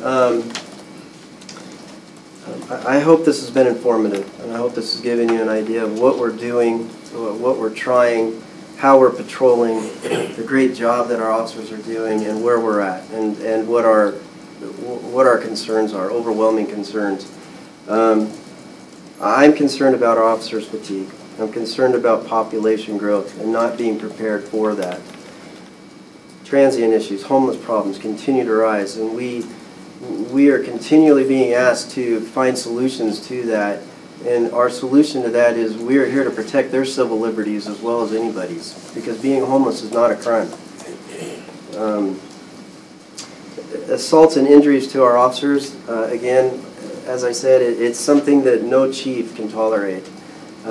We do everything we can to train our officers to prepare them, but like any workforce, when they're overworked, their decision-making deteriorates. Their reasoning, their comprehension of everything goes down.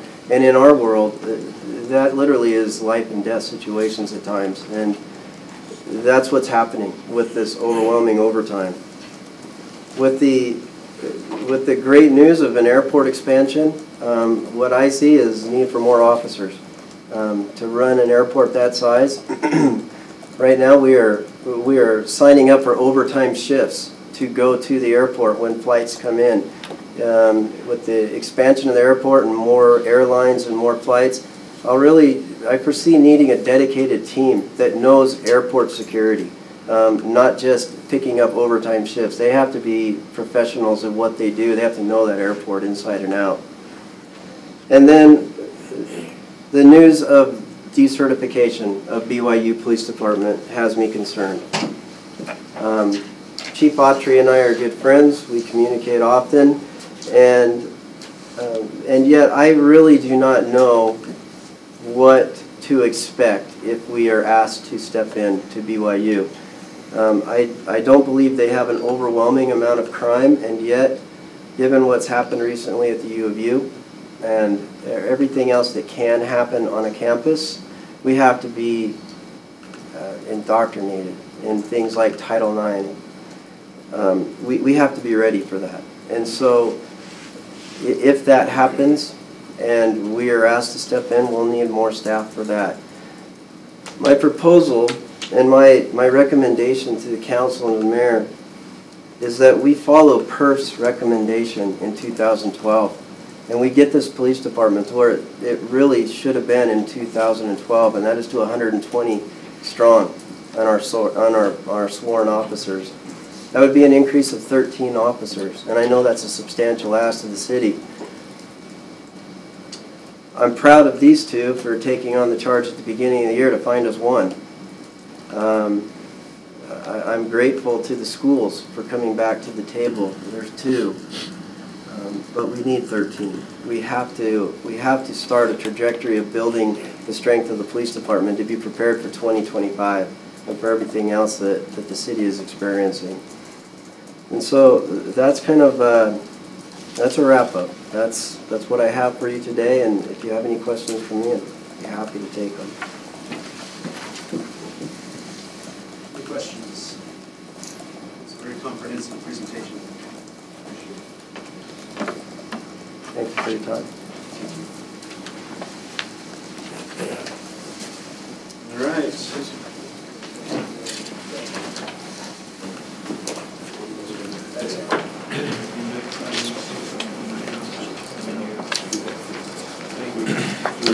Yeah. Thank you. So, no, you're good, you're good. A closed session has not been requested. Therefore, if there is no objection, we will now adjourn by unanimous consent and invite people to head down to the council conference room.